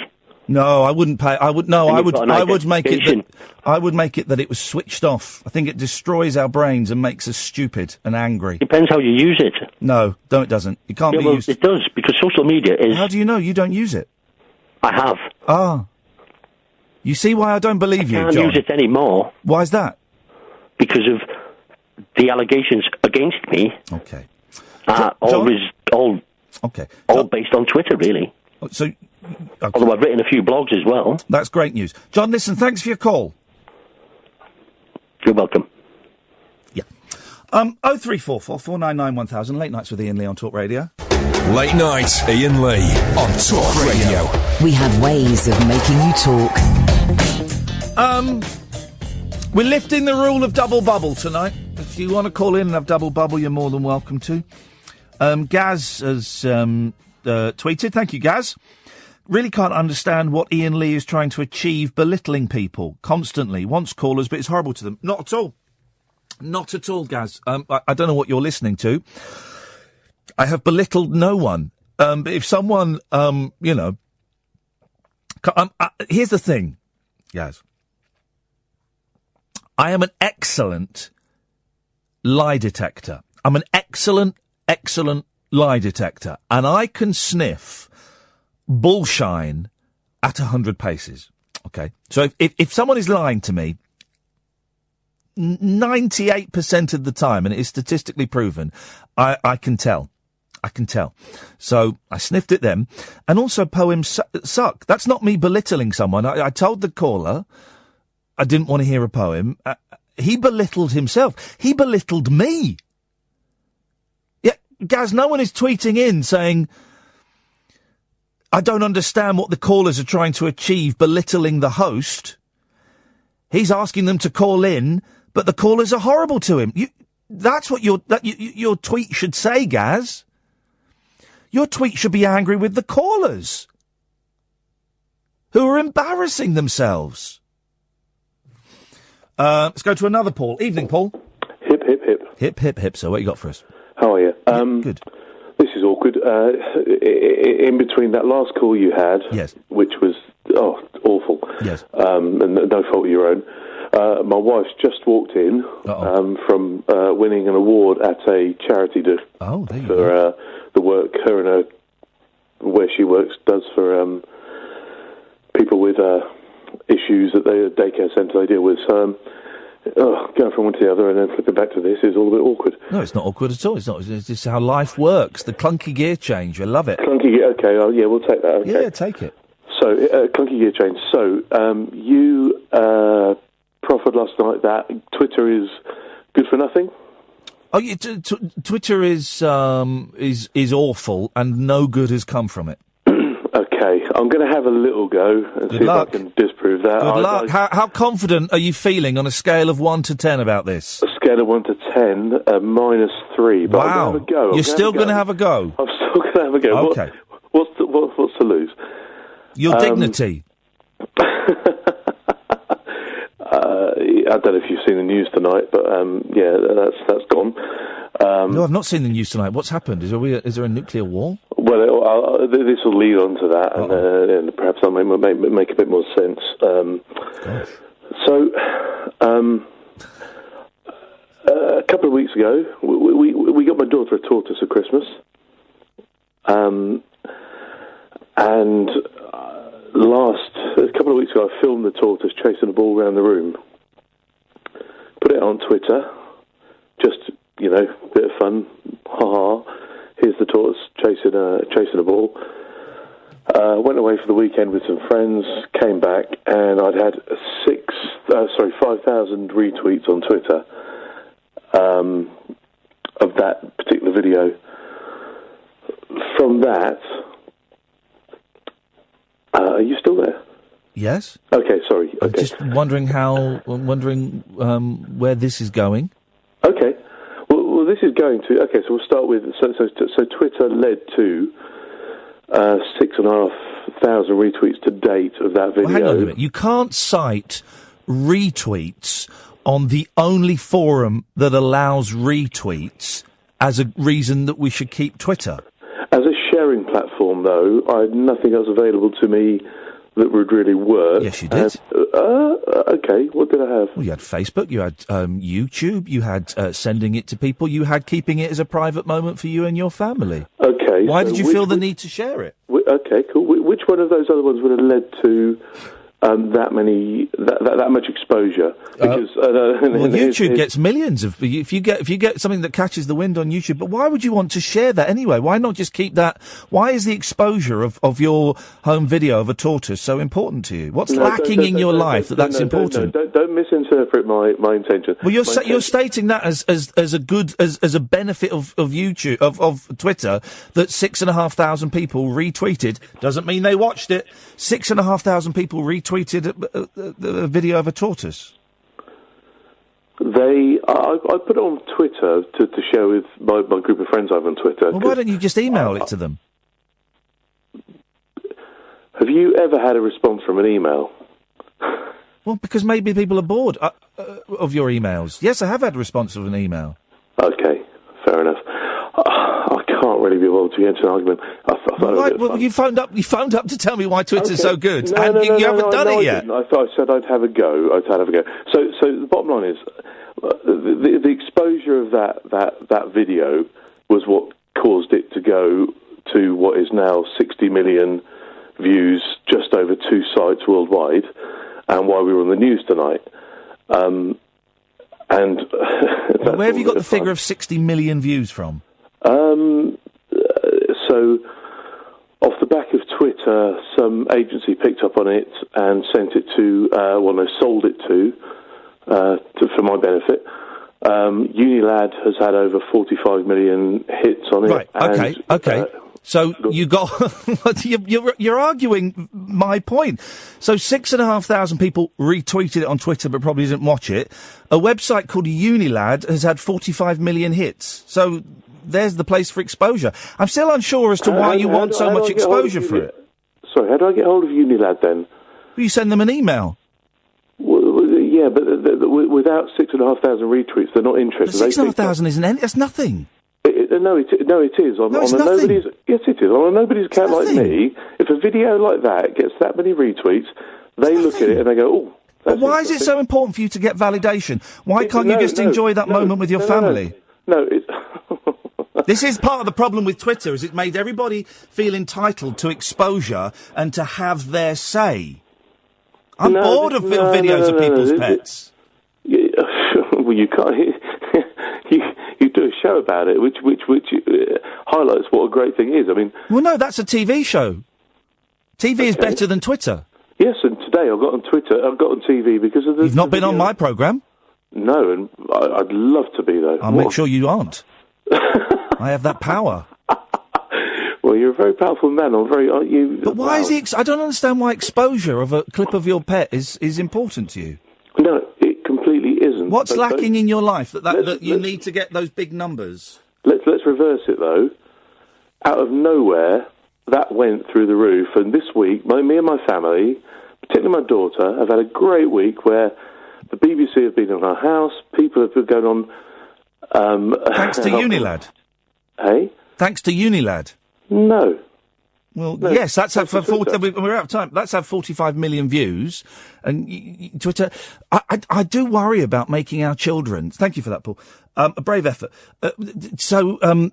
Excited by numbers like that. They're not important. Enjoy the magic of that moment. Late Nights with Iain Lee on Talk Radio. Late Night, Iain Lee on Talk Radio. We have ways of making you talk. Hold the barrel steady and jump in one at a time. Hold the barrel steady and jump in one at a time. In olden days when times were hard, we filled the barrel with water. We added brine from Preston pan, then stripped our son and daughter. Hold the barrel steady and jump in one at a time. Hold the barrel steady, then jump in one at a time. We stuck an apple in their mouth and stood them on a chair. And then we sat down for our tea and left them standing bare. Hold the barrel steady, then jump in one at a time. Hold the barrel steady, then jump in one at a time. Now in you go, our children, they did as they were bid. Their heads below the water and fastened on the lid. Hold the barrel steady and jump in one at a time. Hold the barrel steady and jump in one at a time. We shed some tears, be sure of that. Our stomachs were like lead. We'd better have some more, she said, then we went off to bed. Hold the barrel steady and jump in one at a time. Hold the barrel steady and jump in one at a time. So if your purse is empty, your cupboard it is bare, just pull the clothes right off your bairns and stand them on a chair. Hold the barrel steady and jump in one at a time. Hold the barrel steady and jump in one at a time. One at a time, one at a time, one at a time. 0344 499 1000 is the telephone number. If you want to give me a call, you're more than welcome to. I do not think you can come up with one valid point as to why we need Twitter, as to why Twitter is a good thing. To say, well, it means a tweet I did got loads of retweets. Well, you can't cite a function like that, which is only available on Twitter, as a reason why it's good. And also, why do we need the affirmation from everybody else? Why do we need people to validate us? Why do we need... This is one of the problems. This is why social media is is so damaging to the soul and to the brain, because and damaging to children. God, don't let your kids go on Twitter or Facebook, because they grow up expecting and wanting and believing that the only way you are a good person is if you have got X number of friends, your pictures get X number of likes, and your tweets get X number of retweets. Guess what? Those things aren't important. Those things aren't important. I'd go even further. Filming cute things that pets do, and I know I narrate a show about cute pets, and it pays the wages and stuff, and it's a good show, actually, but filming cute things that happen at home, why do we even do that? Why do we do that? There is about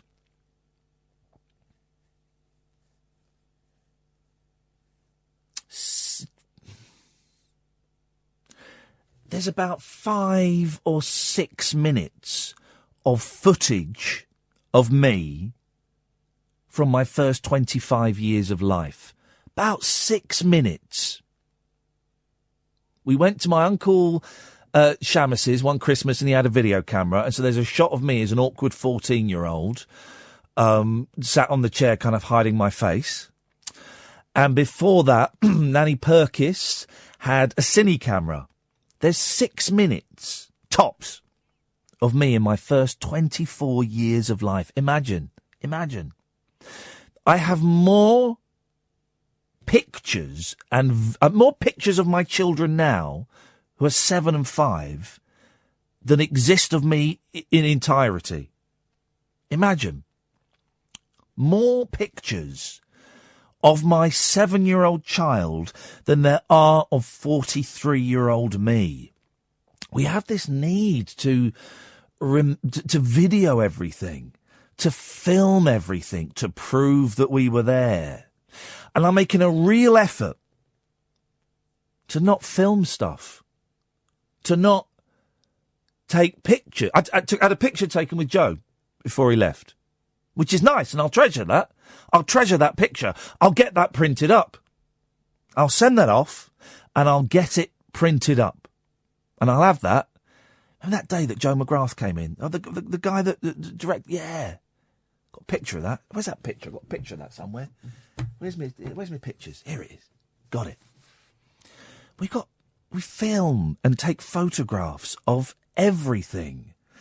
And as we're filming it, as we're filming our kids doing something cute, or our pets doing something silly, we're thinking, can't wait to get this up on Facebook. This will make them laugh on Facebook. Whoa, hang on, whoa. This will make them laugh on Facebook? You're not enjoying it for what it is. Sit there and watch it. Sit there and watch your kid do something cute. Sit there and watch your cat humping a ball. Watch that. Watch it. Remember it. Do you remember the time the cat humped that football? What? Yeah. The cat came in and humped the football. No. You got it on video? No. And also, here's a thought. If you've got it on video, these things often aren't as funny as you remember them. So if you don't film it and you don't take photographs of it, well, you exaggerate. If you're telling the story, you exaggerate and you make it bigger. And as the story goes, every time you tell the story, it gets a bit bigger and a bit more ridiculous until after about a year of telling it, you've got a really good story. Now, if you then reach your phone and go, here's the footage, it won't be as good. We've lost the art of storytelling. That's why this industry is screwed, because no one knows how to tell a story anymore, apart from people like me. 0344 499 1000. Darren. Ian. Darren. Ian. Darren. How's it going? All right. Don't blank me. Here we go. Here's an email. Why should anybody ring you up? Where's it gone? Why should anybody ring you up when you get a kick out of belittling them? I've not belittled anybody. All I've done, here's the thing. Hang on, Darren. Darren. Oh, sorry. Sorry. Here's the thing, right? People think that because people phone up a radio show, I have to sit here politely and go, well, that was a great story, thanks. No, I'm going to question the stories. I'm going to question them. So I'm sorry. Tortoise Guy, well, that's rude, emailer, had something fascinating to say. Sorry? And you went out of your way to sabotage it. No. He was phoning in to try and prove to me that Twitter is a good thing, and he failed. And then the last line of this email, and why do you play that Ivor Cutler song about killing children? What an unpleasant man you are. I didn't even hear that. Huh? I didn't hear that. Oh, well, at least he's listening, and he'll keep on listening. Yes, Darren. Well, hello again. Hello, Darren. Was that all off Twitter? Sorry? Was that grievance all of his Twitter? What grievance? What you were talking about there when you... Oh, sorry, it was an email, wasn't it? What I just read there was an email to talkradio.co.uk, yes. All right, I beg your pardon. No, the whole point is, it's shit. It's a yellow card. That's a yellow card. It's a yellow card. Okay. Because it's... Well, I nearly red carded. So, the point is... Why do you find it so hard to communicate without swearing? Because I find it really easy. You know, when you said it once, I'm on a yellow. Man. Yeah, I know, but why? But why do you find it difficult to not swear? I must have a rubbish vocabulary.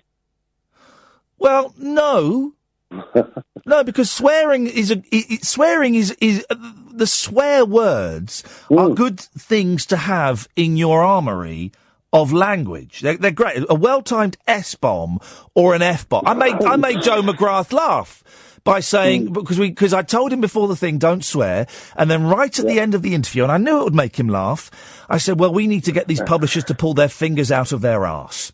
And it was a beautifully timed category C, and he laughed. But why do you, I don't find it... Sorry, apologies, but... are you listening, Darren? Came out. Yes, sorry, again. Yeah, why do you find it hard to not swear? Because I find it really easy. Because I'm not, end of a radio show talking to the nation, to be honest, like. Well, I'm sorry. I know, but I still find it easy to not swear. Yeah. I don't swear in front of my children. Me neither. Don't swear when I'm teaching children. Well, old school, if you remember right, my dad in front of a woman, but I have done that in the past. But you've done what? Sorry, Darren.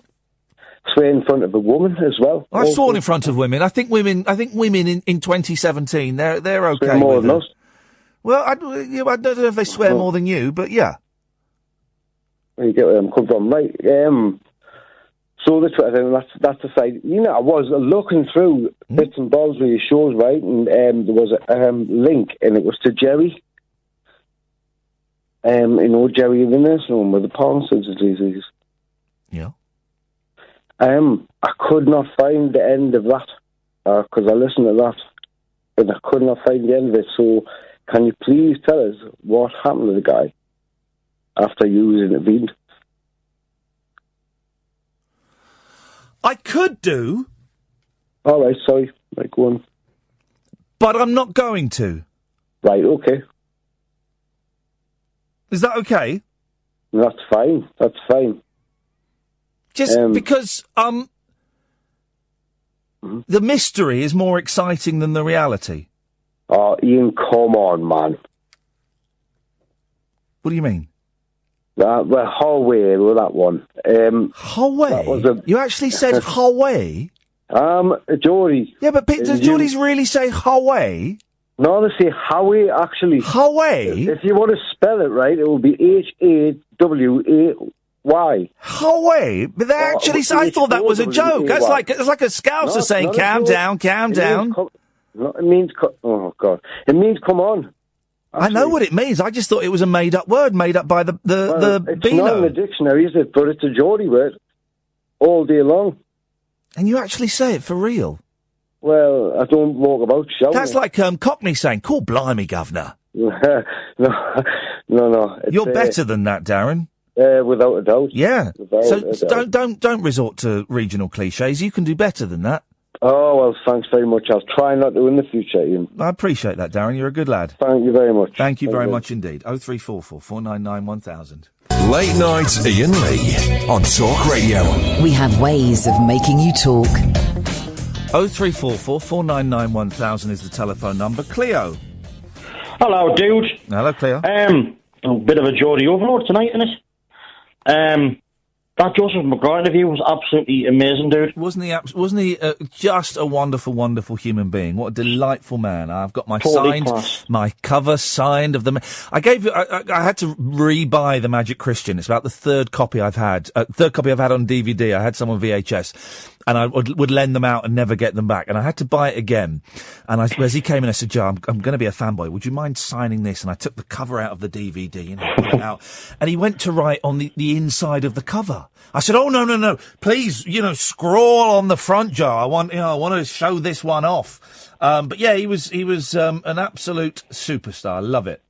Well, I'm going to buy it. I watched it on YouTube after you, recommended it the other week. Yeah. And I was like, but as I was watching it, I was thinking, I have actually seen this. I've probably watched it loads of times, but it's one of those films where maybe the title doesn't really match what you think you're watching, if you know what I mean. Well, the Magic Christian in it refers to the name of the ship at the end.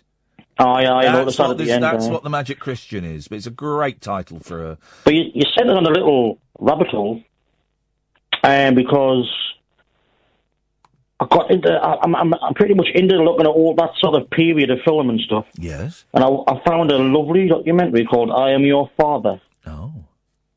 It's about David Prowse. Hang on, yeah, but what's that got to do with the 1960s? Well, he was in Casino Royale, wasn't he? Well, yeah, he was actually. Very briefly, yes. And he did all the Hammer horror films. Have you seen the documentary? I've seen the documentary, yes. It's kind of in it. It's all right, yeah, it's good, I don't know why you never heard of it. No, I think it's good. It's a fairly recent... Yeah, but I was thinking, do you remember Rock Family Trees? I do remember Rock Family Trees, yes, I do. Can you imagine a film version? No. Why? Because I've never given it any thought. But just when he was Oh, you mean? Sorry, I see what you mean. You mean the program about films instead of music? Sorry, I thought you meant a movie of that. Okay, yeah, yes, no, I can. Yeah. Yes, I can imagine that. It'll be mint. Just his alone. The amount of people he's worked with, and the sort of a lot of them are connected. They've worked together in different things afterwards, and in fact, he was on about his book being published. Yes. A movie of his life would be pretty cool. I reckon. It'd be amazing. Let's focus on the book first. Let's get the book out. All right. You can do crowdfunders for that sort of thing now, can't you? I believe you can. I will suggest all of these. I will pass on all of these suggestions to Dan because it should definitely exist. And also, I like the Ivor Cutler. That song, the Ivor Cutler song, it's weird. It's sort of draws you in. I'm trying to work out, Cleo, while I'm talking to you. Oh, yeah. I'm gonna take bold steps towards not a complete. Lots of people saying, "Well, if you hate Twitter so much, why are you on there? Why, if you hate Facebook so much, why?" Well, yes. But I'm going to take bold steps to not go completely off grid, but to step away from these online things. And no one's been able to phone in and tell me why Twitter is good, because you can't. You think it's good, but you don't. It's dumb. I've got my Facebook page, right? The Iain Lee Facebook page. I don't want people to be able to comment on any of the things I post on there. And I don't know how to turn it off. I don't know how to do the setting so that people can't comment on there. I'm going to settings and shortcuts, page visibility, visitor post. I can't find the thing that will stop people from... Are you getting bothered on there? No, not at all. I'm just going to lead the charge. Yeah. I don't want people to comment on there. Okay, well, I'm speaking to the wrong person, Claire. That's fine. Thank you very much indeed. Maybe Angela knows. Hi, Ian. I know your Facebook page. Yes. Do you know how I can stop people commenting on the posts I make? Yeah, you can. There's like a little block you can block them. I don't want to block people. I want people to still come and see it. Mm. But I don't want anyone to comment on the posts I make. And there used to be a way you could turn it off. Yeah, yes, you can. Sorry. No? You can hide it, I think, but I'll have to check it for you a bit later Please on do. for you. That would be awesome. No worries. Thank you. I'll give you a bit of advice about Twitter and phones and stuff. Some advice, yes. Yeah, well, what I do, I leave all my phones, Kindles, upstairs, switched off. Yes. Because I've got things to do today. So what I do, I ring my mum up in the morning. I say, "Hi, Mum, phone's turned off." She said, "That's fine." I thought it was, and I just have it on at night time, check everything, and then switch it back off during the night, and then you don't get the weirdos. Well, Mm. Twitter isn't good, is it, Angela? Well, I've not had a problem with it, but I'm not on it anyway. Well, no, you are on there. You tweet me sometimes. I tweet you sometimes, but I'm late Stop. at night. Stop tweeting me. Yeah. Everybody, here's the thing. Everybody stop tweeting me. Guess what? I'm not interested in what you have to say on Twitter. I'm not interested in what you have to say on Twitter. If you want to communicate with me, you have my phone number that works for 3 hours, 5 days a week. If you want to communicate with me, you have my actual phone number that works for 15 hours a week. Use that. I've got your phone number and I ring you up sometimes. Yeah, exactly. So don't tweet me. If you want to tweet me, save it and phone me up. Whoa! Don't tweet me. Think, is this interesting or is this dull? If dull, then forget it. If interesting, phone me up. Can I ask you another question? Can you actually close Twitter down while you're doing the show, and then Periscope and all that, and put it down and get them to ring in? Yes, like you normally do. That's what I'm doing. Mm. Yeah. The old-fashioned way. Yeah. Yeah. It's working. Back to basics. So I don't want anyone to tweet me anymore. Phone me. Phone me. You've got my phone number. Don't tweet me. I'm not going to read any tweets that are sent to me, and I'm certainly not going to reply to any ever again. There we go. I've said it. I'm never going to reply to a tweet ever again. I shall be watching. Oh, I'm sure you will. Yeah, but I don't reply. I'm too busy. I haven't been very well anyway, but I've been reading the book instead. It's more interesting. Books are more interesting than Twitter. And books are better than poems. Yeah, oh yeah. Aye. Imagine writing poetry. Why would you write poetry? I don't know, but I used to make some delightful stories. Oh. I used to be a good writer at school. My teacher said, "You're a good writer." Yeah, I bet you were. Bet you were. Yeah. Well, thank you, Angela. Anyway, thanks for talking to me again, Ian. Absolute pleasure. 0344 499 1000. There we go. I've said it on the radio, so it must be true. I'm never going to reply to a tweet ever again. Don't tweet me. I'm not interested. I'm not interested in what you have to tweet me. It'll just be videos of your pets. Or an insult. If you want to insult me, phone up and insult me. If you want to say the show's crap, if you want to say I'm a has-been, if you want to say I'm rubbish, all of these things I've had, if you want to say you want to physically harm me, well, at least have the decency to phone up and say it.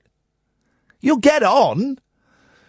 0344 499 1000. Stop tweeting me, guys. I'm going to find out how to stop you posting on my Facebook page. Stop it. Stop it. Phone me. We've lifted the double bubble rule. Paul. Okay, you lifted the double bubble. Yes? Every conversation that I can remember having with you, and it's not many, begins by you asking me a question to which you know the answer. Okay, yeah, that's true. Right, I'll actually agree with you.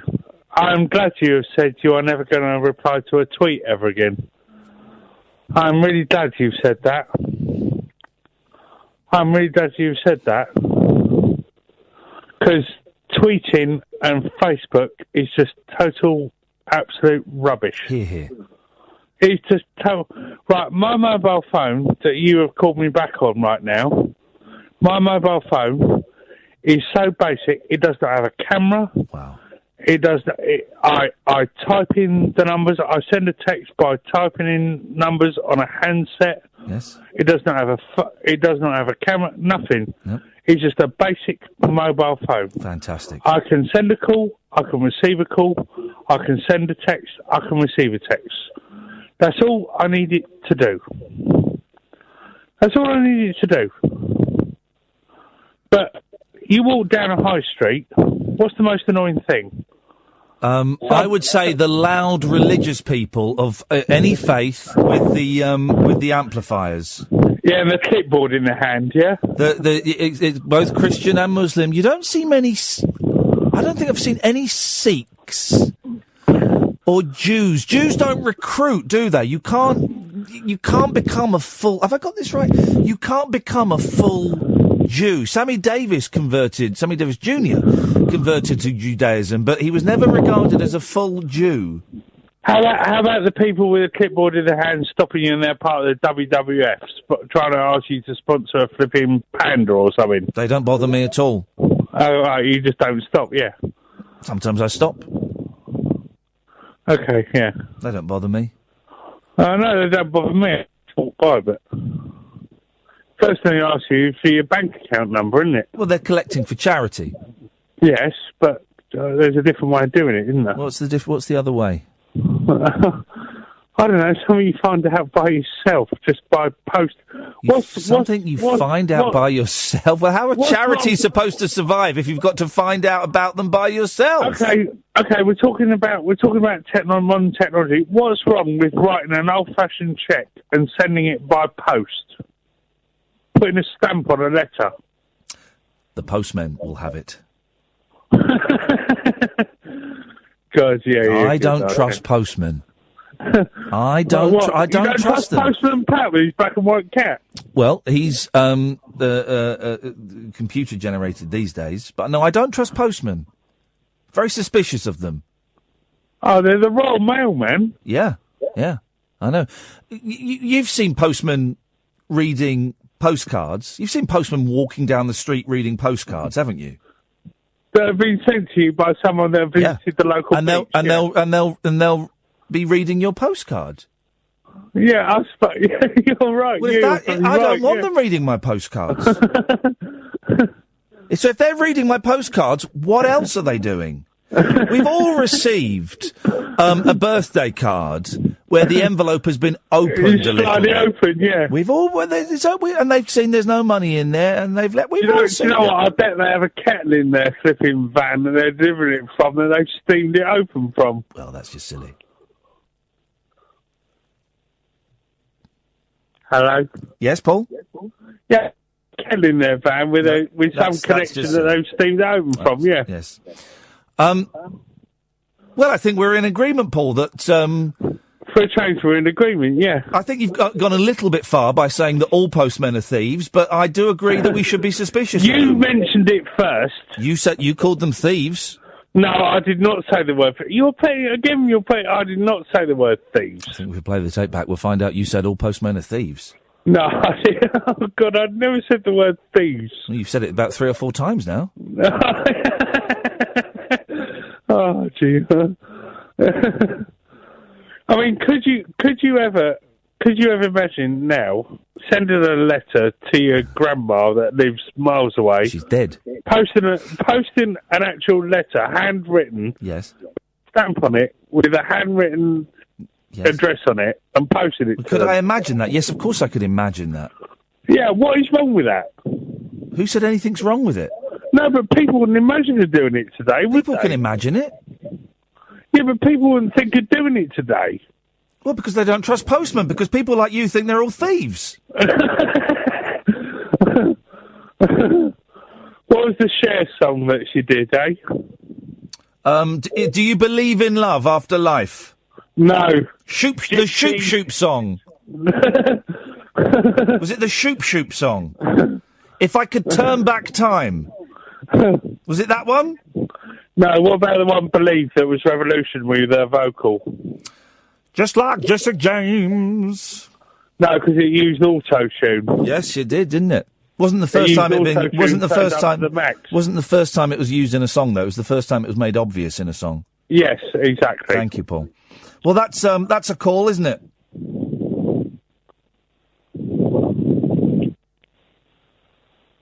Am I still on? Well, yes, but I'm wrapping up the call by saying that was a call, wasn't it?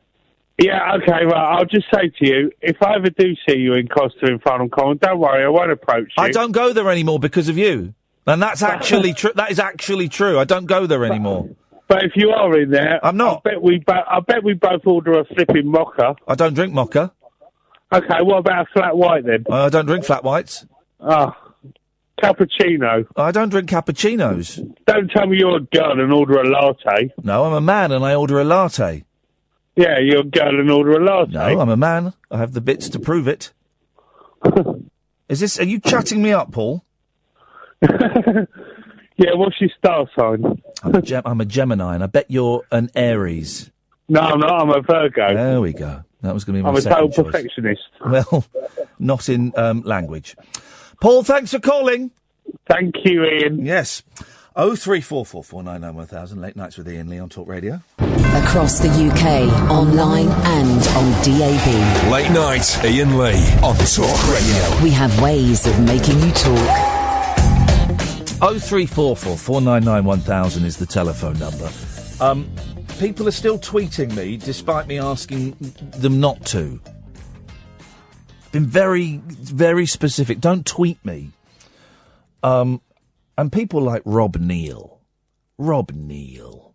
I mean, Rob. Mr. Neal. Rob Neal. People with two first names really irritate me. Rob Neal. You are such a depressing, rude, horrible bully. Rob Neal, please. Don't tweet me. I said don't tweet me. I said phone me. If you want to phone up and say you are such a depressing, rude, horrible bully, I will tell you why you're wrong. But you won't, because this is another thing with Twitter. It's a one-sided argument. It's a one-sided thing. I'm going to shout at you and shout abuse at you and libel you. Rob has libelled me. But don't worry, I'm not going to take legal action, even though I could. Damaging to my character to call me a bully, but I'm okay with it. I'm not going to press charges. But if I were to reply to that, he'd either mute me or come back with the same thing but in capital letters. It's the equivalent of putting your fingers in your ears and going, la, la, la, I can't hear you. And we've lost the art of phoning up to complain about something. We've lost the art of phoning up to complain about something. When in the 70s and 80s, my dad was constantly phoning up people to complain, or going into shops to complain. I'm going into town today. What for? I'm going to complain about these shoes I bought. I'm going to complain about this shirt. I'm going to phone up this company and complain. And people have lost, the skill of complaining, the art of complaining, the balls. I mean, people like Rob Neal tweeting, you are such a depressing, rude, horrible bully. Well, I'm not. But you need to phone up and say it. Here's the thing, guys. Right. You've got my actual phone number, and it's free for most people phoning in. It's free. Might cost you a few pennies. Right? Generally, it's free. Even if it's not free, we call you back. So you've got... And it's not one of those shows where you'll phone up and you'll speak to Catherine. I want to come on and tell Iain he's a tosser. She won't go, OK, well, we might call you back, or, I'm sorry, you're not allowed to say that. She'll say, OK, just mind your language, we'll give you a call back and we'll put you on. Imagine being able to phone up and call me a tosser. Instead of tweeting it, where's the pleasure? Where's the satisfaction in sitting there in your pants, on your phone going, you are a rude, depressing bully. You are a tosser. I've got a phone number. And you can phone up, as long as you watch your language, you can phone up. 034, I mean, Rob Neal won't, because Rob Neal is a new breed. I imagine he's a young person who is a new breed. I've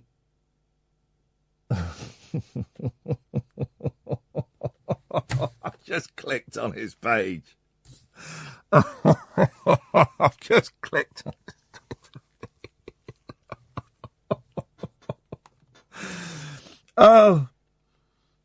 Oh, God. Rob Neal is calling me a rude, depressing, horrible bully. And yet he's retweeting, guess who? Abu Hopkins. He's retweeting Abu Hopkins unironically, where she's tweeting a picture of Gina, her last name, is it Gina Miller? And it's all pictures of vote leave. Keep calm and leave the EU. Oh, God, he's doing the keep calm. Keep calm and leave the EU. God, he's one of those. Rob Neal, who retweets Abu Hopkins and has the keep calm and leave the EU pictures. He's calling me a depressing, rude, horrible bully. Oh, of course he won't phone in. He hasn't got any balls. The man's a coward. And he supports cowards, and that's absolutely fine. You're more than welcome to, but, Rob, I've got a phone number. You're welcome to call it. Unlike Abu Hopkins, you can phone me up and disagree with me and argue with me and tell me why I'm a rude, depressing, horrible bully. But you can't, and you won't be able to do that. No one, as predicted, my voice is going, and I don't know why. It's very croaky at the moment. And I don't know why, because I've not got a cold or anything. I've just noticed last week it's going a little bit... It's not hay fever. I haven't got hay fever. It's just very croaky, and I'm aware that it's croaky, and I'm aware that it's my weak point. And maybe that will go. I don't know. No one has called in and is able to defend Twitter. Because deep down, you know it ain't no good, don't you? Don't you? You know it's rubbish. You know I'm right. 0344 499 1000. Late Nights with Iain Lee on Talk Radio. Uncut after-hours conversation for the up-all-night generation. Late Night Iain Lee on Talk Radio. We have ways of making you talk. Don't forget, tonight at 10 o'clock, it's 3 hours of calls straight to air. Let's see what you come up with. Paul's on the line. Good evening, Paul. Give me joy in my heart, keep me singing. Give me joy in my heart, I pray. Give me joy in my heart, keep me singing. Keep me singing till the break of day. You know what, Ian? We need a bit of joy in life. Hosanna, it's spring. Sing Hosanna. Sing Hosanna to the King of Kings. That's a great song. I used to sing that at Sunday school. Oh, everyone used to sing that. We not love everyone. that. It's a good song, man. And did you used to get told off because on the by the third sing, you'd be shouting. Yeah. And I remember once we got told off for being too enthusiastic. Nah, they loved it. I used to think it was like being tickled, that song. Everyone used to start laughing and rolling about, you know. I used to like that song. And I used to go to Wednesday Club and Sunday School. Yeah. And we sang a song that went, no one else knows this one. I don't God's not dead. No, he's alive. God's not dead. No, he's alive. Fun, good fun. That's another football match. Yeah, they should do. It's a good song. I always thought the Christian faith needed better songs. But it's something about singing together, Ian. It just lifts the soul, doesn't it? Yeah, you're right. There is something that, and it's why and kids love it. And whether it's it's a religious song or it's a concert or a pant, whatever it is, but a group of people joining in and singing together is a very joyous thing. You're right, Paul. It's a good observation. Yeah. Yeah, especially as it's a positive song, and it stirs the soul. Ian, I've been surfing the radio as I normally do. Yes, you're a radio geek. You're a radio soul looking for a home. I live on my radio. Yeah, good for you. Do you listen to much American radio? No, I find Americans a bit OTT, to be honest. I know what you mean. I would like to listen to more of it, but it's such a vast thing that I wouldn't really know where to start. Huge as well, isn't it? Yeah, they love the radio, the Yanks, man. Yeah, they do. But I've been surfing the radio tonight, and it's been a little bit depressing, and I'm thinking to myself, it's spring. Yes. The flowers are out, the trees are turning green, Beautiful. The birds are singing. Beautiful. Let's wake up the soul, let's rejoice, Rejoice, Paul. We have no choice. Rejoice, rejoice. It's like a revival meeting, this call. Isn't it? The Sunday school, I'm not religious now, I saw sense, but the Sunday school and Wednesday club I went to, they were, now let me get the right phrase, they were gospel tabernacle. Yeah, I like which was very, very happy clappy. Yeah. And as a kid, they were just, whatever the message behind the songs, whether you believe it, they were just great songs and clapping and stamping. And, you can't beat a good clap, mate. Oh, wonderful. You know what? But you can't beat being a little kid neither, can you? You're about 6 or 7. Yeah. What a day, what a time of life that is. Let me tell you, my boys are 5 and 7, and they're on Easter holiday a little bit earlier than some of the other children. We went to Legoland today, right? Whoa. Exactly. And a lot of the schools in the area aren't on Easter holiday yet. So it was empty. We got on one ride and we didn't even queue up. We just walked straight onto it and we finished and they opened the door and we said, can we go round again? They went, yeah, sure, of course. We just went round again. It was amazing. Your own private Legoland. It was our own. It was like being Elton John. It was our own private Legoland. It wasn't quite. There were people there, but it was It was lovely. What did the lads think? Oh, mate, they are in absolute heaven. Of course they were. Yeah. And they're just getting old enough now. They're getting a little bit braver to try. Yeah. To go from the kiddie rides to just some of the going up the next step of the ride. A 7-year-old's a tough kid, man. By the age of 7, lads are up for it, you know. Oh, mate, don't tell me. They're nuts, those two boys. Absolutely nuts. Yeah. They're beautiful. But the tragedy is once they turn, well, it's not tragic, it's just natural, really, but once they turn 10, they start to separate themselves from you. Well, this is the thing. I'm really... So really enjoy this moment, Ian. No, I am. Enjoy this time. Have you got kids, Paul? I got 4 kids. Yeah, I've got 4 grandkids. Flipping it. How old are you? How old are your kids then? So they must be old. My kids are in the 20s now. Because I am dreading. I've mentioned this before. I miss. Look, they're 7 and 5 now, so I miss the 3 and 5-year-old that used to live with me. Because the 3 and 5-year-old don't exist, and they will never exist ever again. They've gone. It's now a 5 and a 7-year-old, and soon it'll be a 7 and a 9-year-old, and I'll miss the 5 and 7-year-old. When your grandkids turn up, it's an amazing when your grandkids turn up. You never, I expected to have children, most people do. Yeah. But I didn't expect to have grandchildren. And they're like little miracles. And they're reliving this youth of my kids, you know. And it's like seeing my kids in them again, and it is really wonderful. Is it? So when you watch your kids being parents? Yeah. That's got to be the weirdest thing, hasn't it? You know what? I loved my kids, Ian, and they loved their kids, and it's great to see. Yeah. They really care. Are you not sat there going, oh, don't let him, I wouldn't have let him do that. Oh, she's letting him do that. Oh, dear God. No, I was into freedom with my kids. I didn't like to over-chaperone them. I like to let them, run around the garden and jump off walls and stuff like that. Good. I took a few risks, but they were they were playful kids. You can have a laugh with kids. Yeah. Oh, I love it. They're up for a good time. Kids are always up for a good time. And it's that imagination that they have. And I'm really encouraging my boys to not let go of that imagination. Anything is possible. You can, you can achieve anything, but more importantly, you can go anywhere in your head and with your head. How often do they surprise you, Ian? Oh, mate. By what they say and do? Every second. Every day. There's about 25 different things where they've said, today, today. Yeah. Right. The boys were fighting over a Lego piece, right? Because we were going to Legoland. Have you had the whole of Legoland, yeah? But we were before we went, they had a Lego piece, right? And they were fighting. And I said, what are you fighting over? And my youngest said, my brother has stolen a Lego piece that I want to take with me. I said, okay, right, give him back the Lego piece. What is it?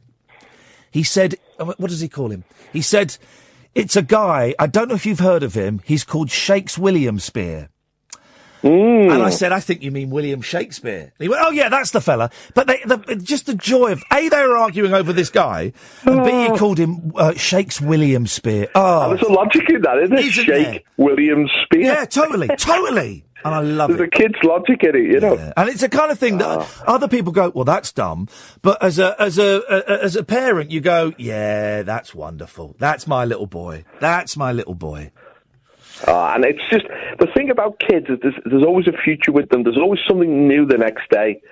They're going to be, and you can see in their eyes how they're reacting to their experiences around them. Yeah. You know, they're going to be exposed to new experiences all the time. Yeah. And you're just watching, how are they going to react to this? Yeah. You've been through it yourself. Yeah. But, you know. It's great. It's great. Child's mentality. I know it's childish to talk about childish things. Oh no, it's good.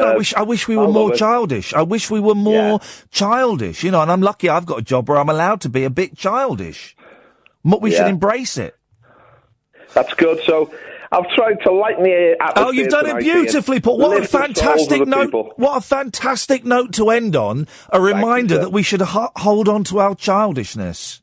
Yeah, Thank you, Paul. Great call. Thank you, mate. Cheers, mate. Ta-ta. What a lovely, uplifting note to end on. We started with an hour-long interview with Joe McGrath, the man who made a career out of being childish, trying to capture childishness on film. And we've ended with a great call from Paul, reminding us that being childish is, it's an overlooked thing, guys. A good show tonight. If you want to call in tonight from 10 o'clock, it's calls straight to air. If I can urge you, please, don't tweet me. I won't be reading any tweets, and I certainly won't be replying to any tweets ever again. So please don't tweet me. That'll be fantastic. Don't forget to go and download the podcasts. If you go to iTunes, type in Talk Radio and Iain Lee. Thank you, Ed. Thank you, Catherine. We'll be back tonight at 10 for Call Straight to Air. Till then, ta-ta. Talk Radio. Listen, phone, talk. Talk Radio. We'll get you talking.